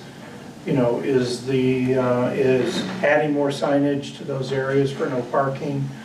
Is it going to have a negative impact on the aesthetics of our community? And although it'd be much more efficient that way than using smaller temporary signage during events, which require manpower to put out and to pick up. But that's kind of what we're weighing here. Somehow that area, in my opinion, for safety, needs to be no parking. The question is, do we want to do it on events with temporary signage, or do we want to put permanent signage up?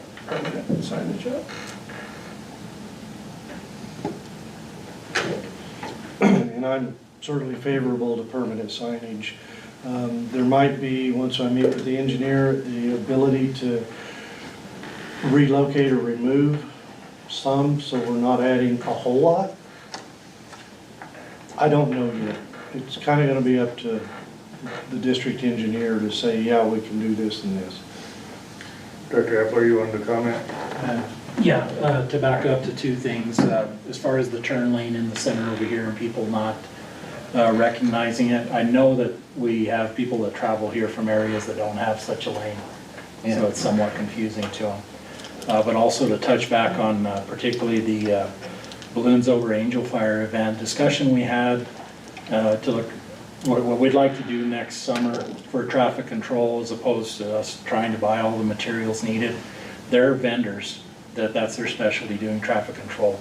Highway Supply in Albuquerque, who we get materials from, as an example of a company that could create a traffic control plan.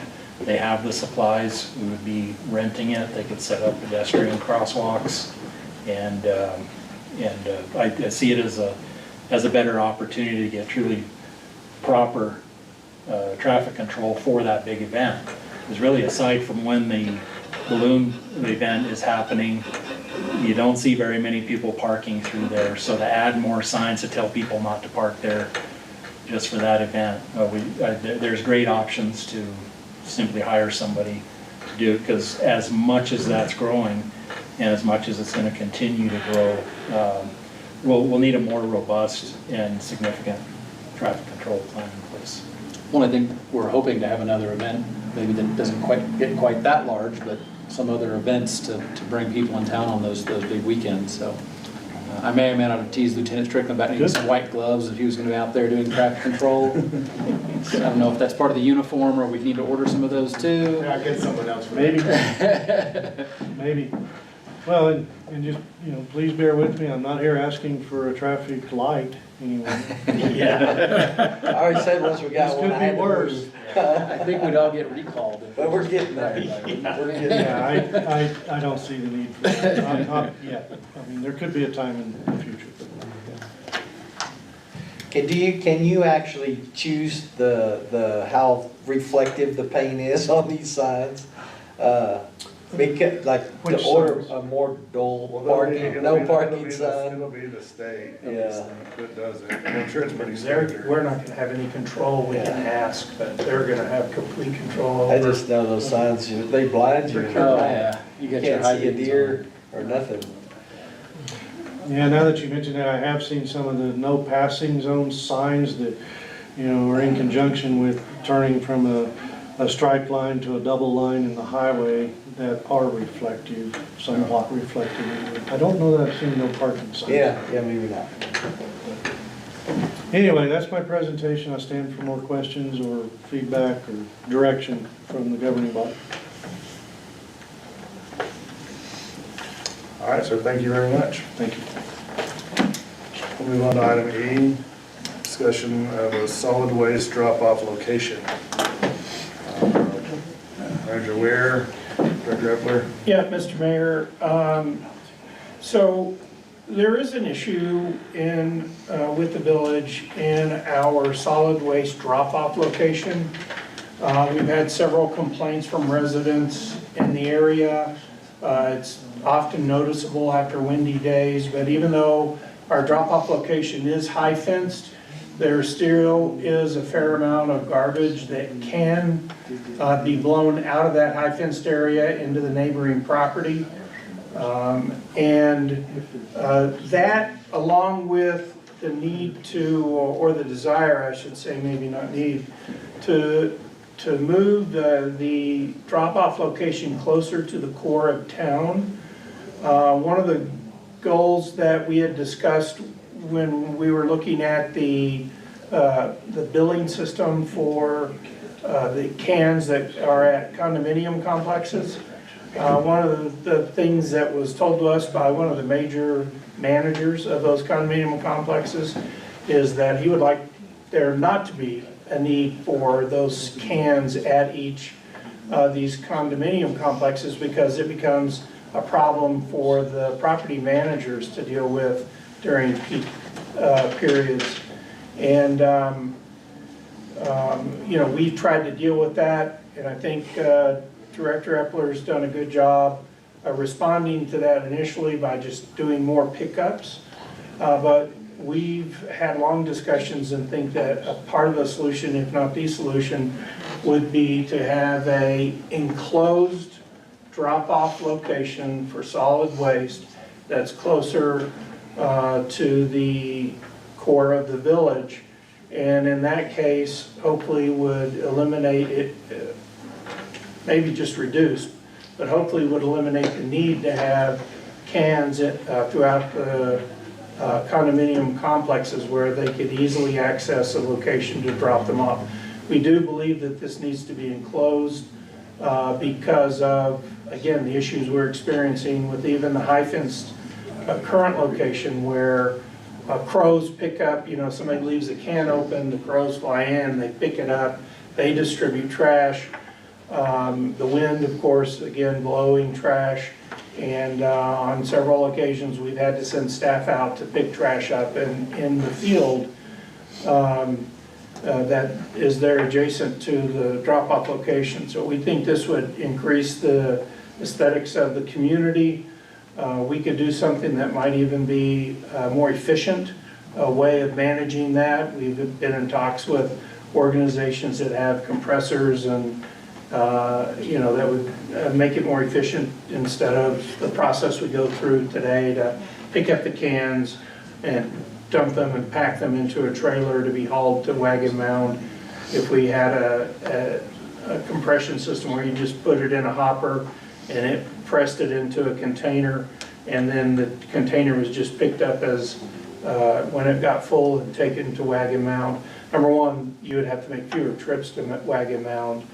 And number two, you wouldn't have the issue with, you know, any potential trash blowing out of the trailer and things of that nature.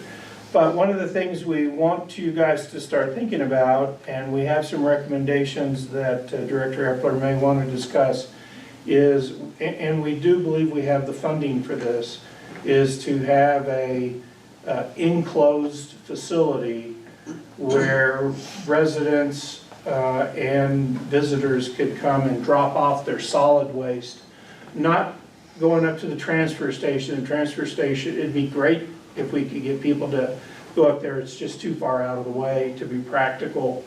But to have something closer to the core, we have a couple of options on where that location could be.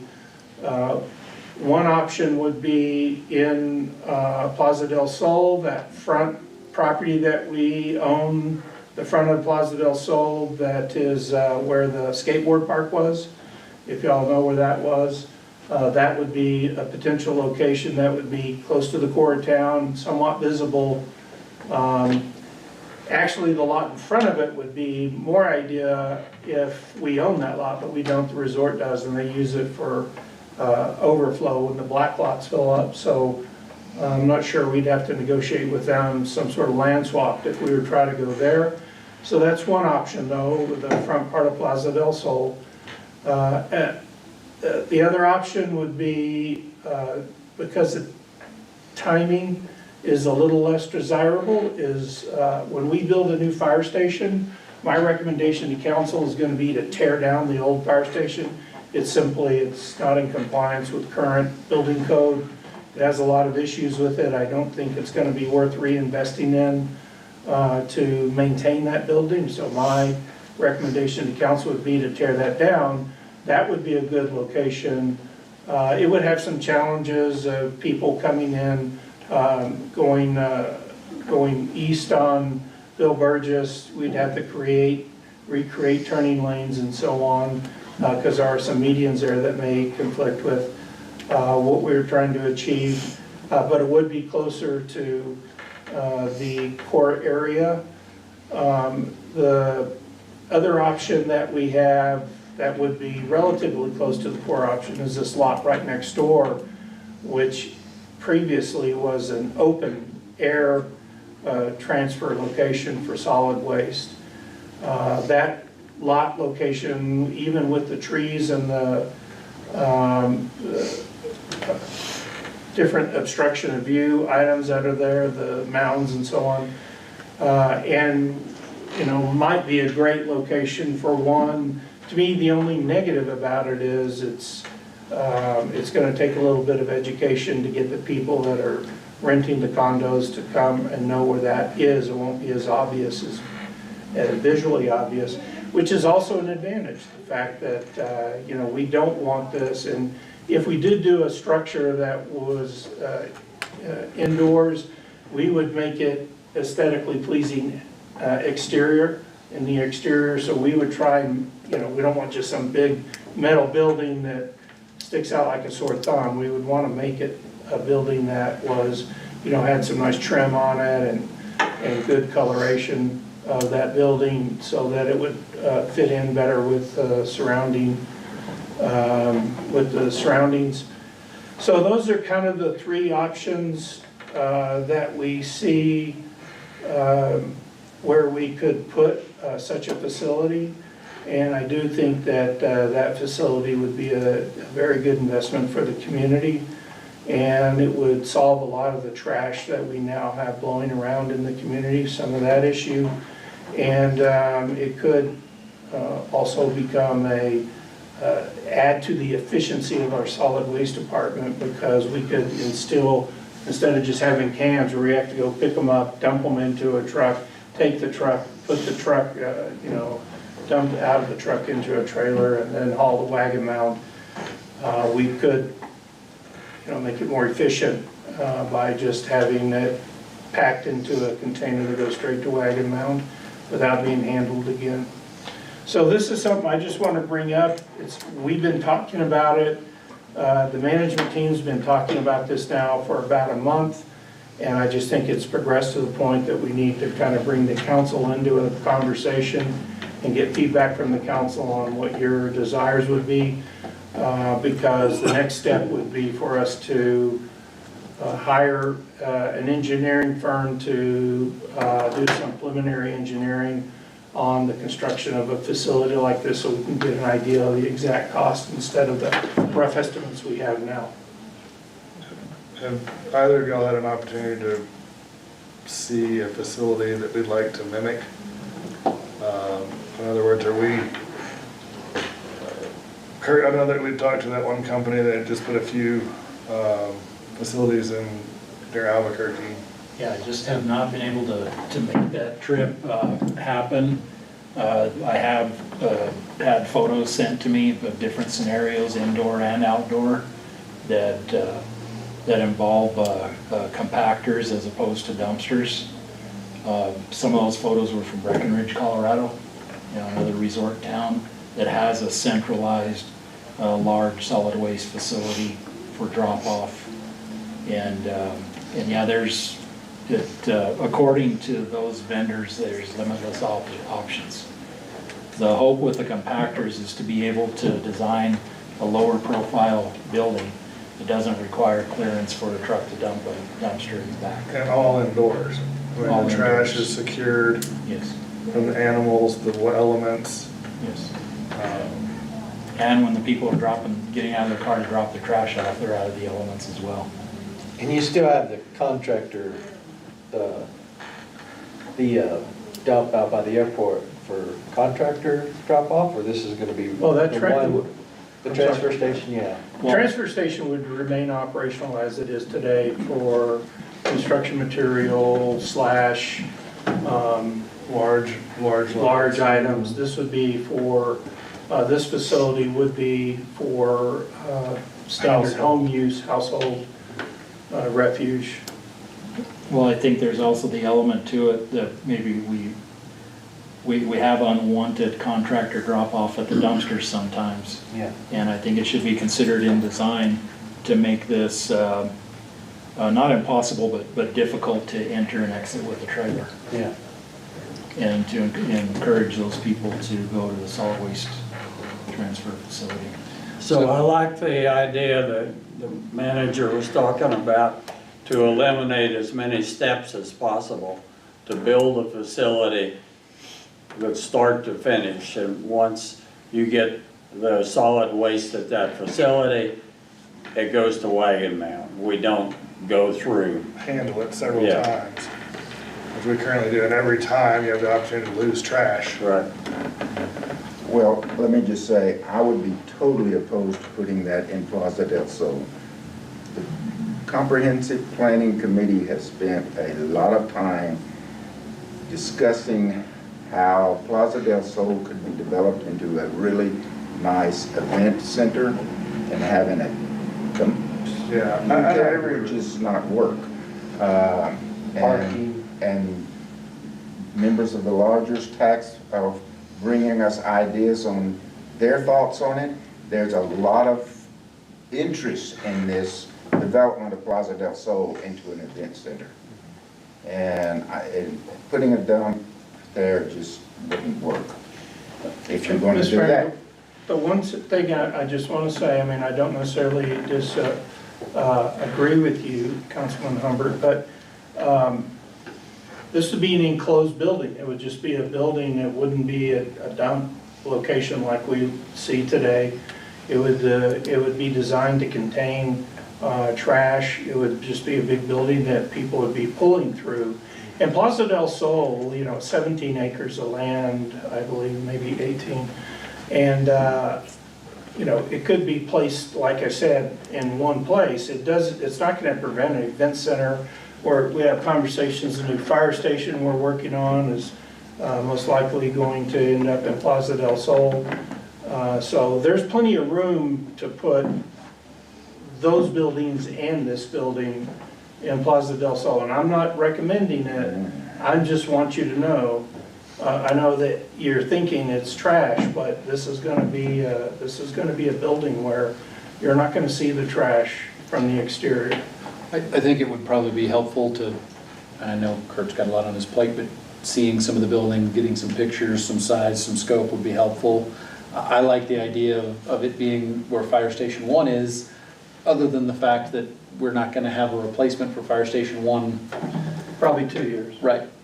So that, to me, that's the only downside of that plan is, I like that it's frontage over there, it's close to the condos, but if it's 2 years before we're ready to knock that building down and put something else there, that's a long time of continuing what's a fairly inefficient process. The only other comment I would make is the dumpster situation with, and we've all seen it, people throwing remnants of a remodel into our dumpsters over here by the trash cans. That's a concern when if we end up with a building designed to prevent those types of things, we're gonna have some percentage of that trash that finds an interesting home. I mean, we find it when we're out walking the dog and those types of things. One consideration, and I know it's cost, but right now you can't take a trailer load to the transfer station after 3:15. If we're going to route all of that contractor traffic that way, do we need to extend those hours to allow for them to have more time to do that dropping at the right location? One other concern that I have with an automated mechanical system is if there's failure. Yeah. And we have trash coming in and it can't be dealt with. We'd have to have some kind of contingency plan. Well, we would, Mr. Mayor, what we're contemplated so far would have 4 of these units in it. The building would have 4 units. So it's true, anything mechanical is going to have a point of failure, but the likelihood of all 4 being failing simultaneously, I think is pretty slim. No, in speaking with one of the vendors, I brought that question up, and he said in his locations, cameras are the key, but also the machines can be made to give notification if they are broken down. Backup generator maybe, or power outage. Well, it'd be more of a notification. We won't call it SCADA, but it's the same principle. Yeah. That's all I have, Mr. Mayor. Any other discussion on the solid waste drop-off location? All right, then we'll move on to item F, discussion of the financial impact of a 12-hour holiday pay. So, Manager Weir. So, Mr. Mayor, the council asked me to look into the financial impact of doing changing the current policy of only allowing staff to have 8 hours of holiday pay if they work on a holiday. So right now, the way they could work 10 or 12 or 24 hours on a holiday, they only get 8 hours of holiday pay. If they're scheduled, if their normal schedule, if they work 4/10s, or if they work 48-hour shifts like the fire department does, they only get 8 hours of holiday pay. So we talked about the potential of increasing that to 10 or to 12, or the other option is however many hours they work on that holiday, they would get that number of, that amount of holiday pay. And the council kind of seemed like you were leaning towards 12 hours or how many hours they worked.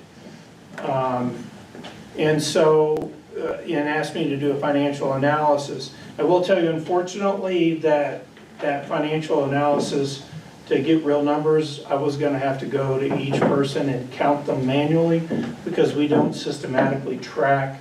We track holiday hours that they get paid for, but we don't correspondingly track how many hours are worked on a holiday. So I looked at it like this. I would say that only about a quarter of our staff are working on a holiday, and that's probably a high estimate. But right now, we pay out $123,000 a year in holiday pay. That's everybody that gets holiday pay, $123,000. 8 hour. At the 8 hour rate. So to me, that, Pretty Half that, a well. quarter of it. a quarter. Yeah, so my guess is, my estimate is, and the difference between working 12 hours and working more is really, the only departments that are gonna be heavily affected by that are gonna be really the fire department, but to some degree the police, and some degree the streets department, if we have a weather situation, and some degree the water department if we have a pipe break on a holiday. And so my guess is, my estimate is that the cost is gonna be near the same, and the cost of either one of those is gonna be approximately 25% of $120,000. Which in my estimate, if what the council is looking to do is to reward our employees for working on holidays and showing our appreciation, I think the $30,000 in cost is well worth it.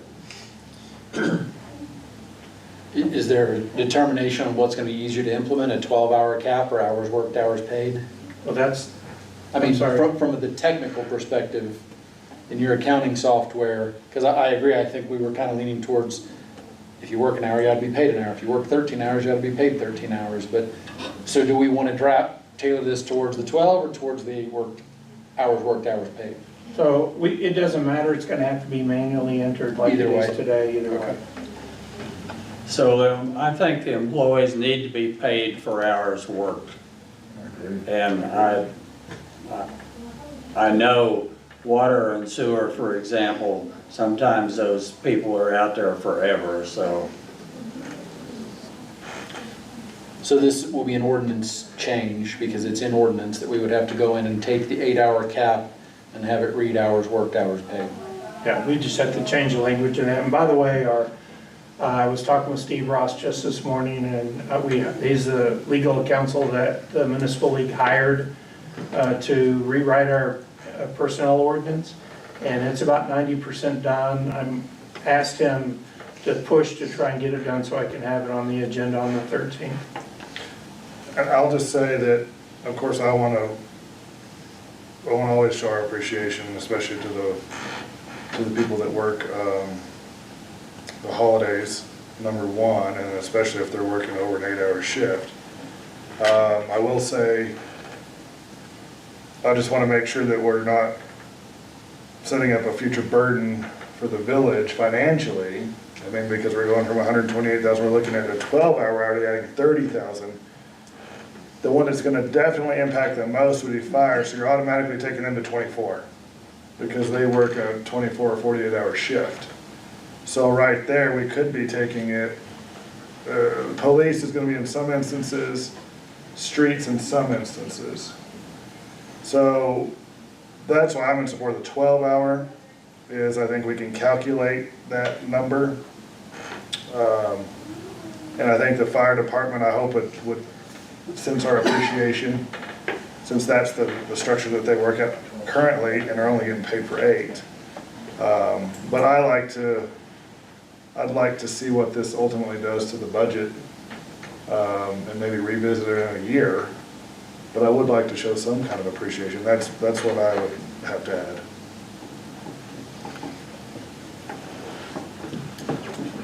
Again, Mr. Mayor, I just think the difference between 12-hour and whatever you worked is mainly going to be seen in the fire department. Right. And, I mean, you'll see it to some extent in police, but again, it's because something happened, you know. Which we're And the busy on water holidays. in the streets, it's because either we have a weather condition for streets or we have a water main break or something of that nature for the water department. The majority of the impact going, and the difference between 12 and how many hours you worked is going to be for the fire department. I will also tell you, I don't know if I should say this out loud, but the hourly rate for the fire department, because of the type of schedules they work, the fact that they work 48s and 72s, comparatively their hourly rates are lower, but it's because the market allows that because they get to sleep during a big chunk of their, or they have the possibility of sleeping during a big chunk of their work day. You know, because they're on call, they're in the office, they are working, but they're also, it's not like manning May I add to that? Yes, sir. Thank you. The only other reason behind that is we're FLSA exempt and we're not able to pay into Social Security, so we won't have the Social Security benefit, full Social Security benefit as a normal citizen would or non-FLSA exempt person. Chief, that's in this village, we do Social Security for all of our employees. If I'm not mistaken, I think through the Social Security Administration, you have to pay into quarters and so forth, but because we were FLSA exempt for duration of our career, if we do stay 20 years and retire or whatever, it puts us in a different classification for Social Security Administration. That may be true. So we're not able to draw the full Social Security benefit. Currently is, so just wanted to add some the context. problem, the issue with that is it's really bigger than just the fire department. I mean, first, you are FLSA exempt, except for the chief. But the issue is that because we have a state retirement plan, even all of us, if we exceed whatever the then rate is, this year is $44,000. If we receive in excess of $44,000 in some other source, para would be the source, your Social Security is taxed at a rate up to 85%, depending upon what your other deductions are. And so therefore people, it is federally legal for people that have state-sponsored retirement funds to opt out of Social Security. We've never done that here. There are other communities like Taos that do that. And there's a lot of them that do it. I'm just using Taos as an example. So that's something that I'm working on, actually working on with Chief Hogriff to get us in a position where we can allow our staff to opt out of Social Security. Because quite frankly, if you're gonna retire on para, you're not gonna get much out of Social Security. And it's costing the employee a lot of money, and it's costing the village a lot of money. So that is something we've been working to try and put in place here. Hopefully we'll be able to wrap that up and present something to y'all soon, but it's something we're gonna have our new legal counsel address for us as soon as we appoint the new legal counsel. So I hope to have something that soon. And so, I mean, there's a lot of issues around Social Security. But, you know, for this, I'm not saying the fire department doesn't deserve the full pay or anything. I'm just saying it's a consideration. I did, the interim chief, I did ask him about it, and his comment to me that the expectations of the fire department is not to get more than what they have, and they'd be extremely appreciative of anything the council would do to try and make their paychecks that they take home bigger. Now, I haven't had this conversation. I echo that. And they're getting, and they aren't, just to clarify, they are getting their regular rate on the holiday, and then this is an additional pay That's on correct. top of the regular rate. That's correct. So they were. And this pay has nothing to do with overtime. It doesn't affect overtime in any way. It's just an additional holiday pay that we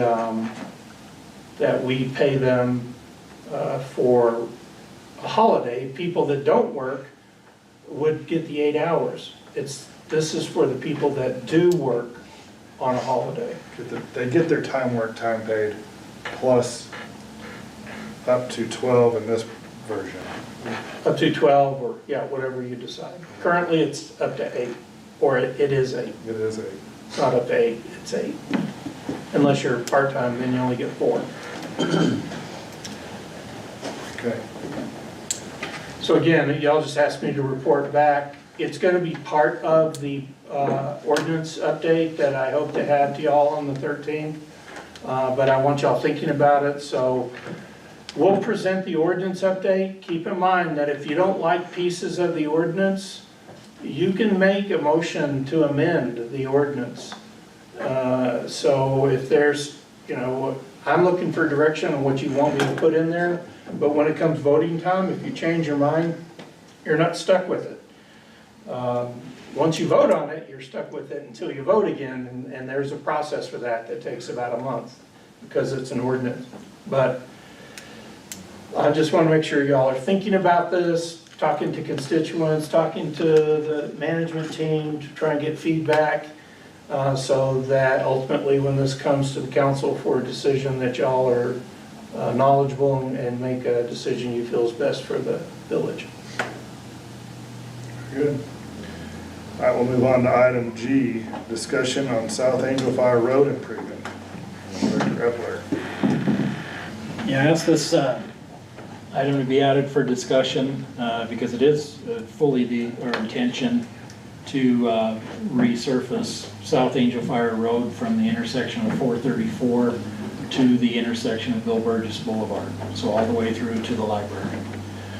Also, in addition to that, the section of Aspen Street that goes from South Angel Fire Road to Vale Avenue, I've included that in this project as well. We had thought this would be a good project for the Lithtech product that has been being presented to Angel Fire the last few years.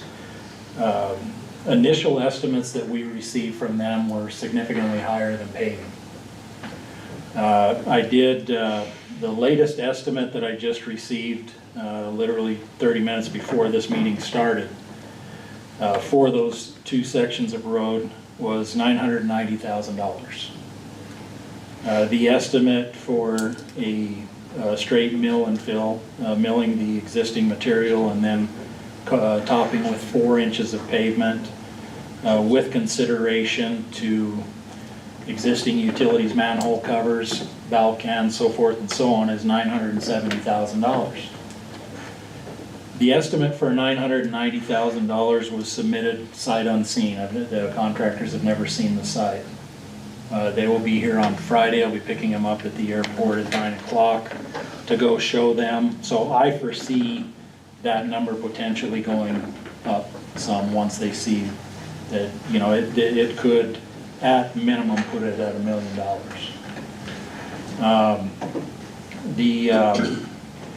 The initial estimate that we received from the same contractor that presented numbers for the Lithtech product last year with the intentions of starting in the fall, but it didn't happen. His initial bid came in at $1.25 million. I'm bringing these numbers forward because I know that the Lithtech product has been conveyed as a much cheaper alternative to the point where I've heard people say that it's half the cost of paving. It's not. It's actually slightly more expensive. Well, and the caveat is, where they claim to save the money is in the asphalt. So in the lift tech, you're doing the lift tech treatment to the subbase. And I think you're all very familiar at this point with their process.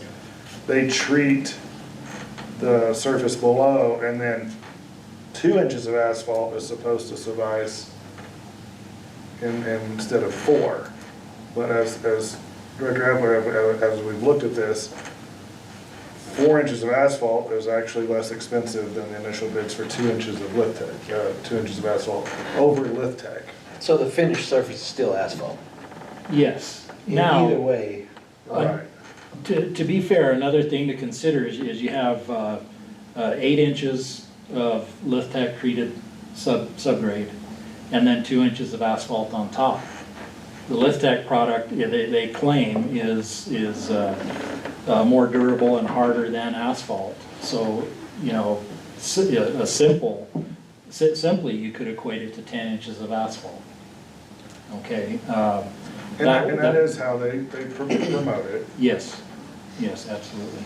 So you'd be expected to have less potholes, less, and less maintenance, like, would it last 5 years longer if you did the lift Well, tech than the asphalt? They don't give any additional warranty, is the rub I have. But they do claim it will, and because their whole sales pitch is the roads fail from below the surface. And I think there's some truth to that. And so if you properly treat that base, you can get 2 inches of asphalt, and you'll have a road that'll last substantially longer than one conventionally built with 4 inches of asphalt. Well, Is there some mobilization hitting us here? Because as I recall, the lift tech was gonna be South Angel Fire and Lakeview Boulevard. In other words, has their price necessarily gone up because they're doing less miles? So per mile? We've actually added more. we added more. Okay. It was originally only part of South Angel Fire from 434 up to Wheeler Peak Lodge, basically. And then, of course, from 434 to, I think, to the intersections of Lakeview Terrace and Lakeview Drive, or whatever those two roads are. And all we did was we said it, you know, as a pilot, we thought it'd make sense to do the whole road on South Angel Fire Boulevard. One, just feel like the library, that bridge area, all that area, gets quite a bit of traffic and is in steady disrepair, yeah.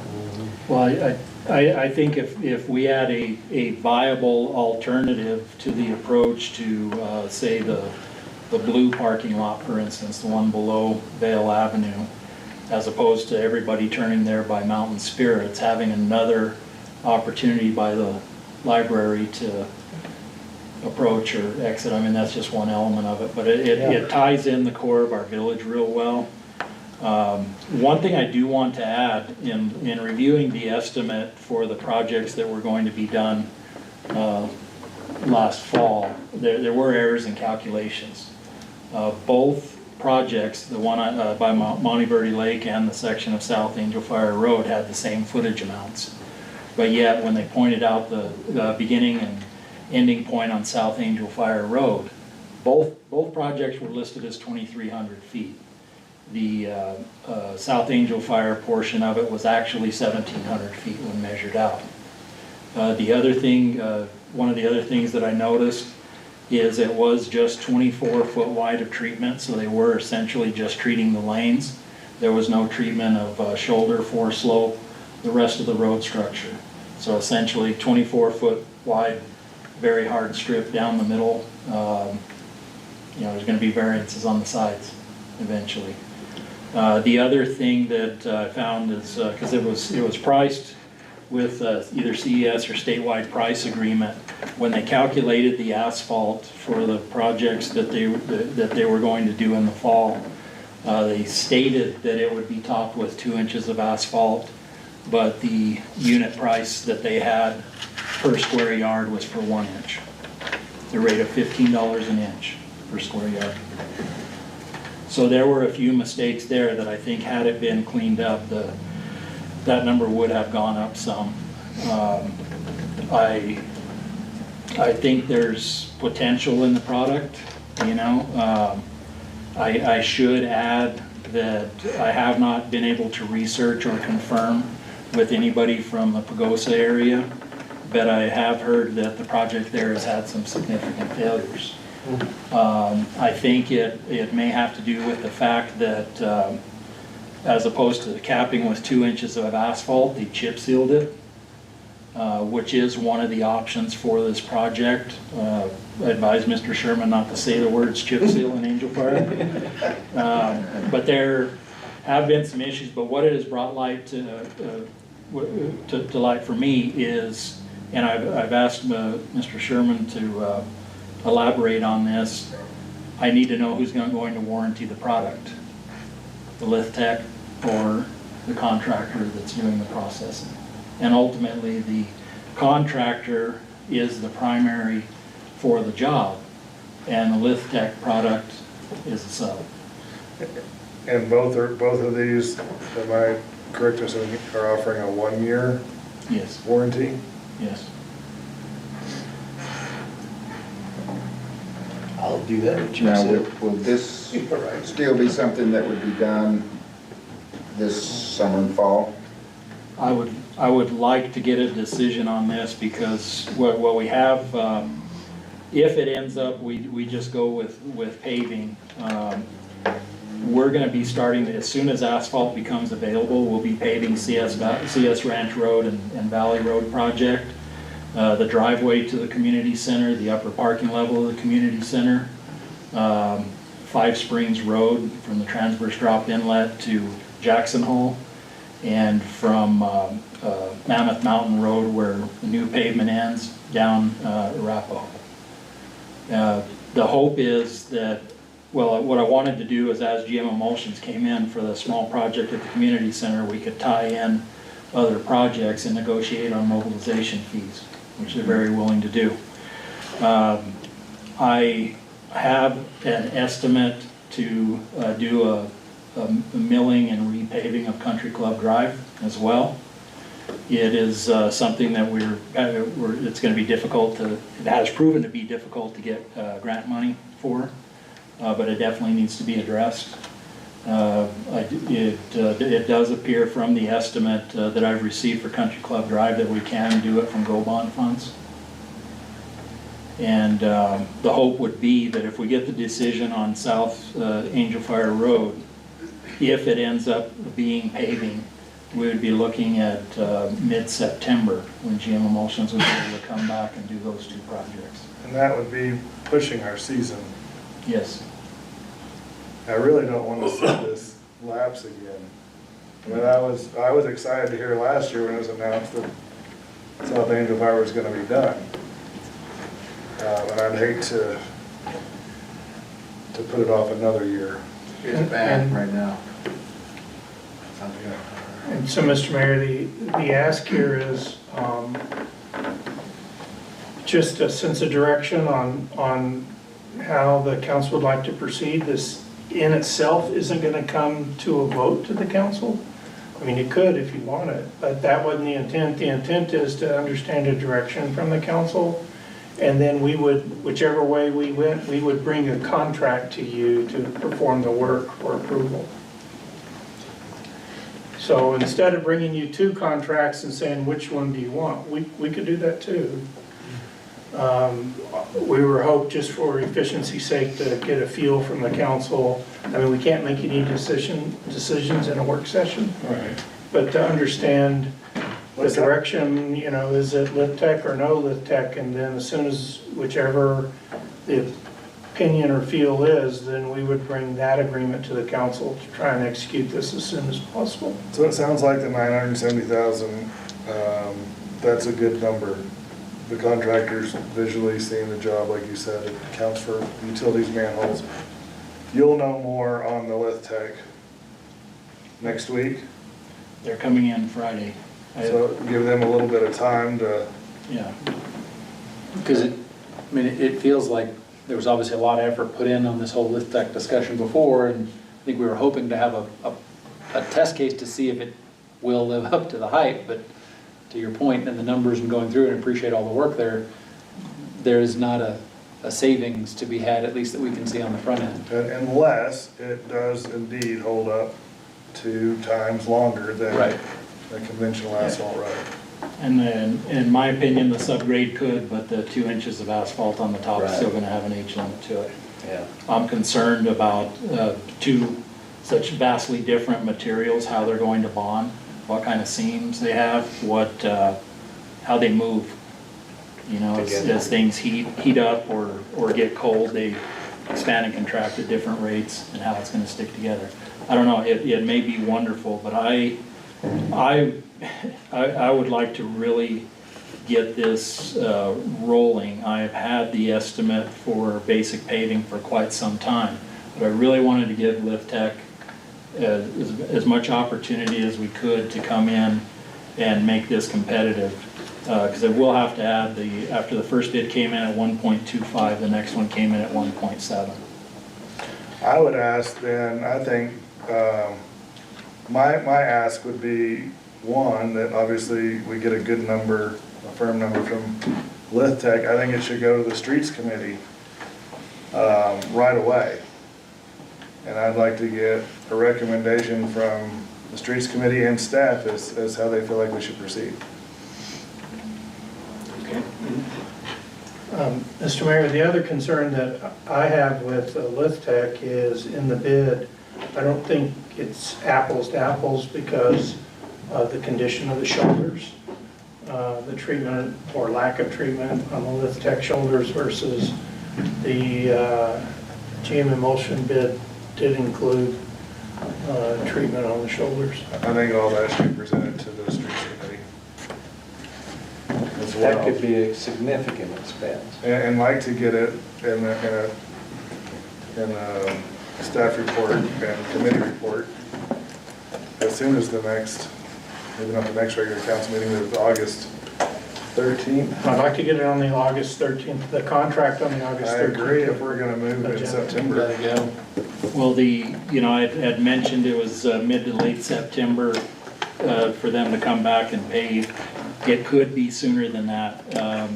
They basically, after doing this project, they're in line to hopefully finish be at a point where they can do the paving in Eagle Nest, and then after that be available to here.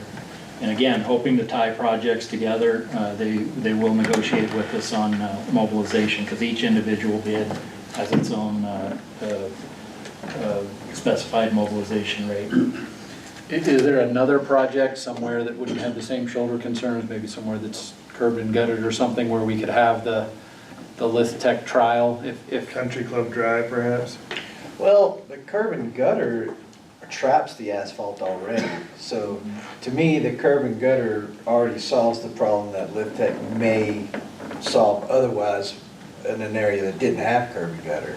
I think. We don't have curb and gutter on South Angel Fire. Oh, I know, but we're talking. Is there another? I'd like to see it where there was a curb and gutter just to really test it out. I mean, that's just my opinion there. And I know the previous administration took multiple field trips to look at projects, and from what I understand,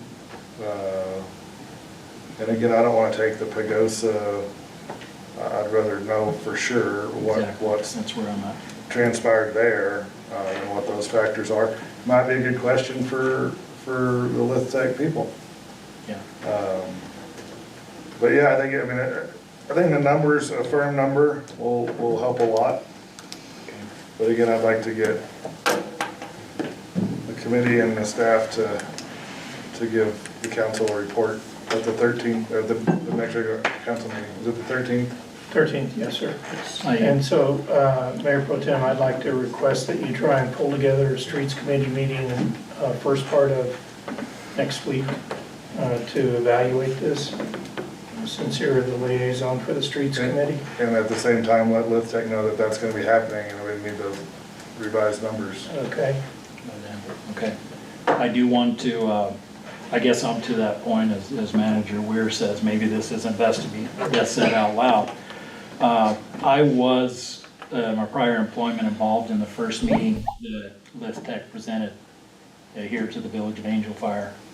And it was first conveyed that they had a product that could just be sprayed on the base course and it'd be better than pavement. That turned into, well, it's even better if you put chip seal on it. Then it's even better if you put asphalt on it. Pretty much through the whole process the message was being conveyed that it was half the cost of pavement. I'd love to see if they if they could do a product that didn't involve asphalt or chip seal. Is it We've possible, talked about that, or is it but not? They're hard to guarantee it if it's not covered. It's designed to be covered. Oh. Because I felt the same way, it'd be ideal for our base course roads. Right. Yeah. And maybe part of it is I'm old school, but when I hear the same story told in a different way over a course of time, it just throws up some red flags for me. But on the price, you're right, they have touted half the price of asphalt, so. Any further questions? No, long. Now, let's I think we should adjourn this meeting. Yep. Recording stopped. Yes, sir. 4 minutes. Sure went down.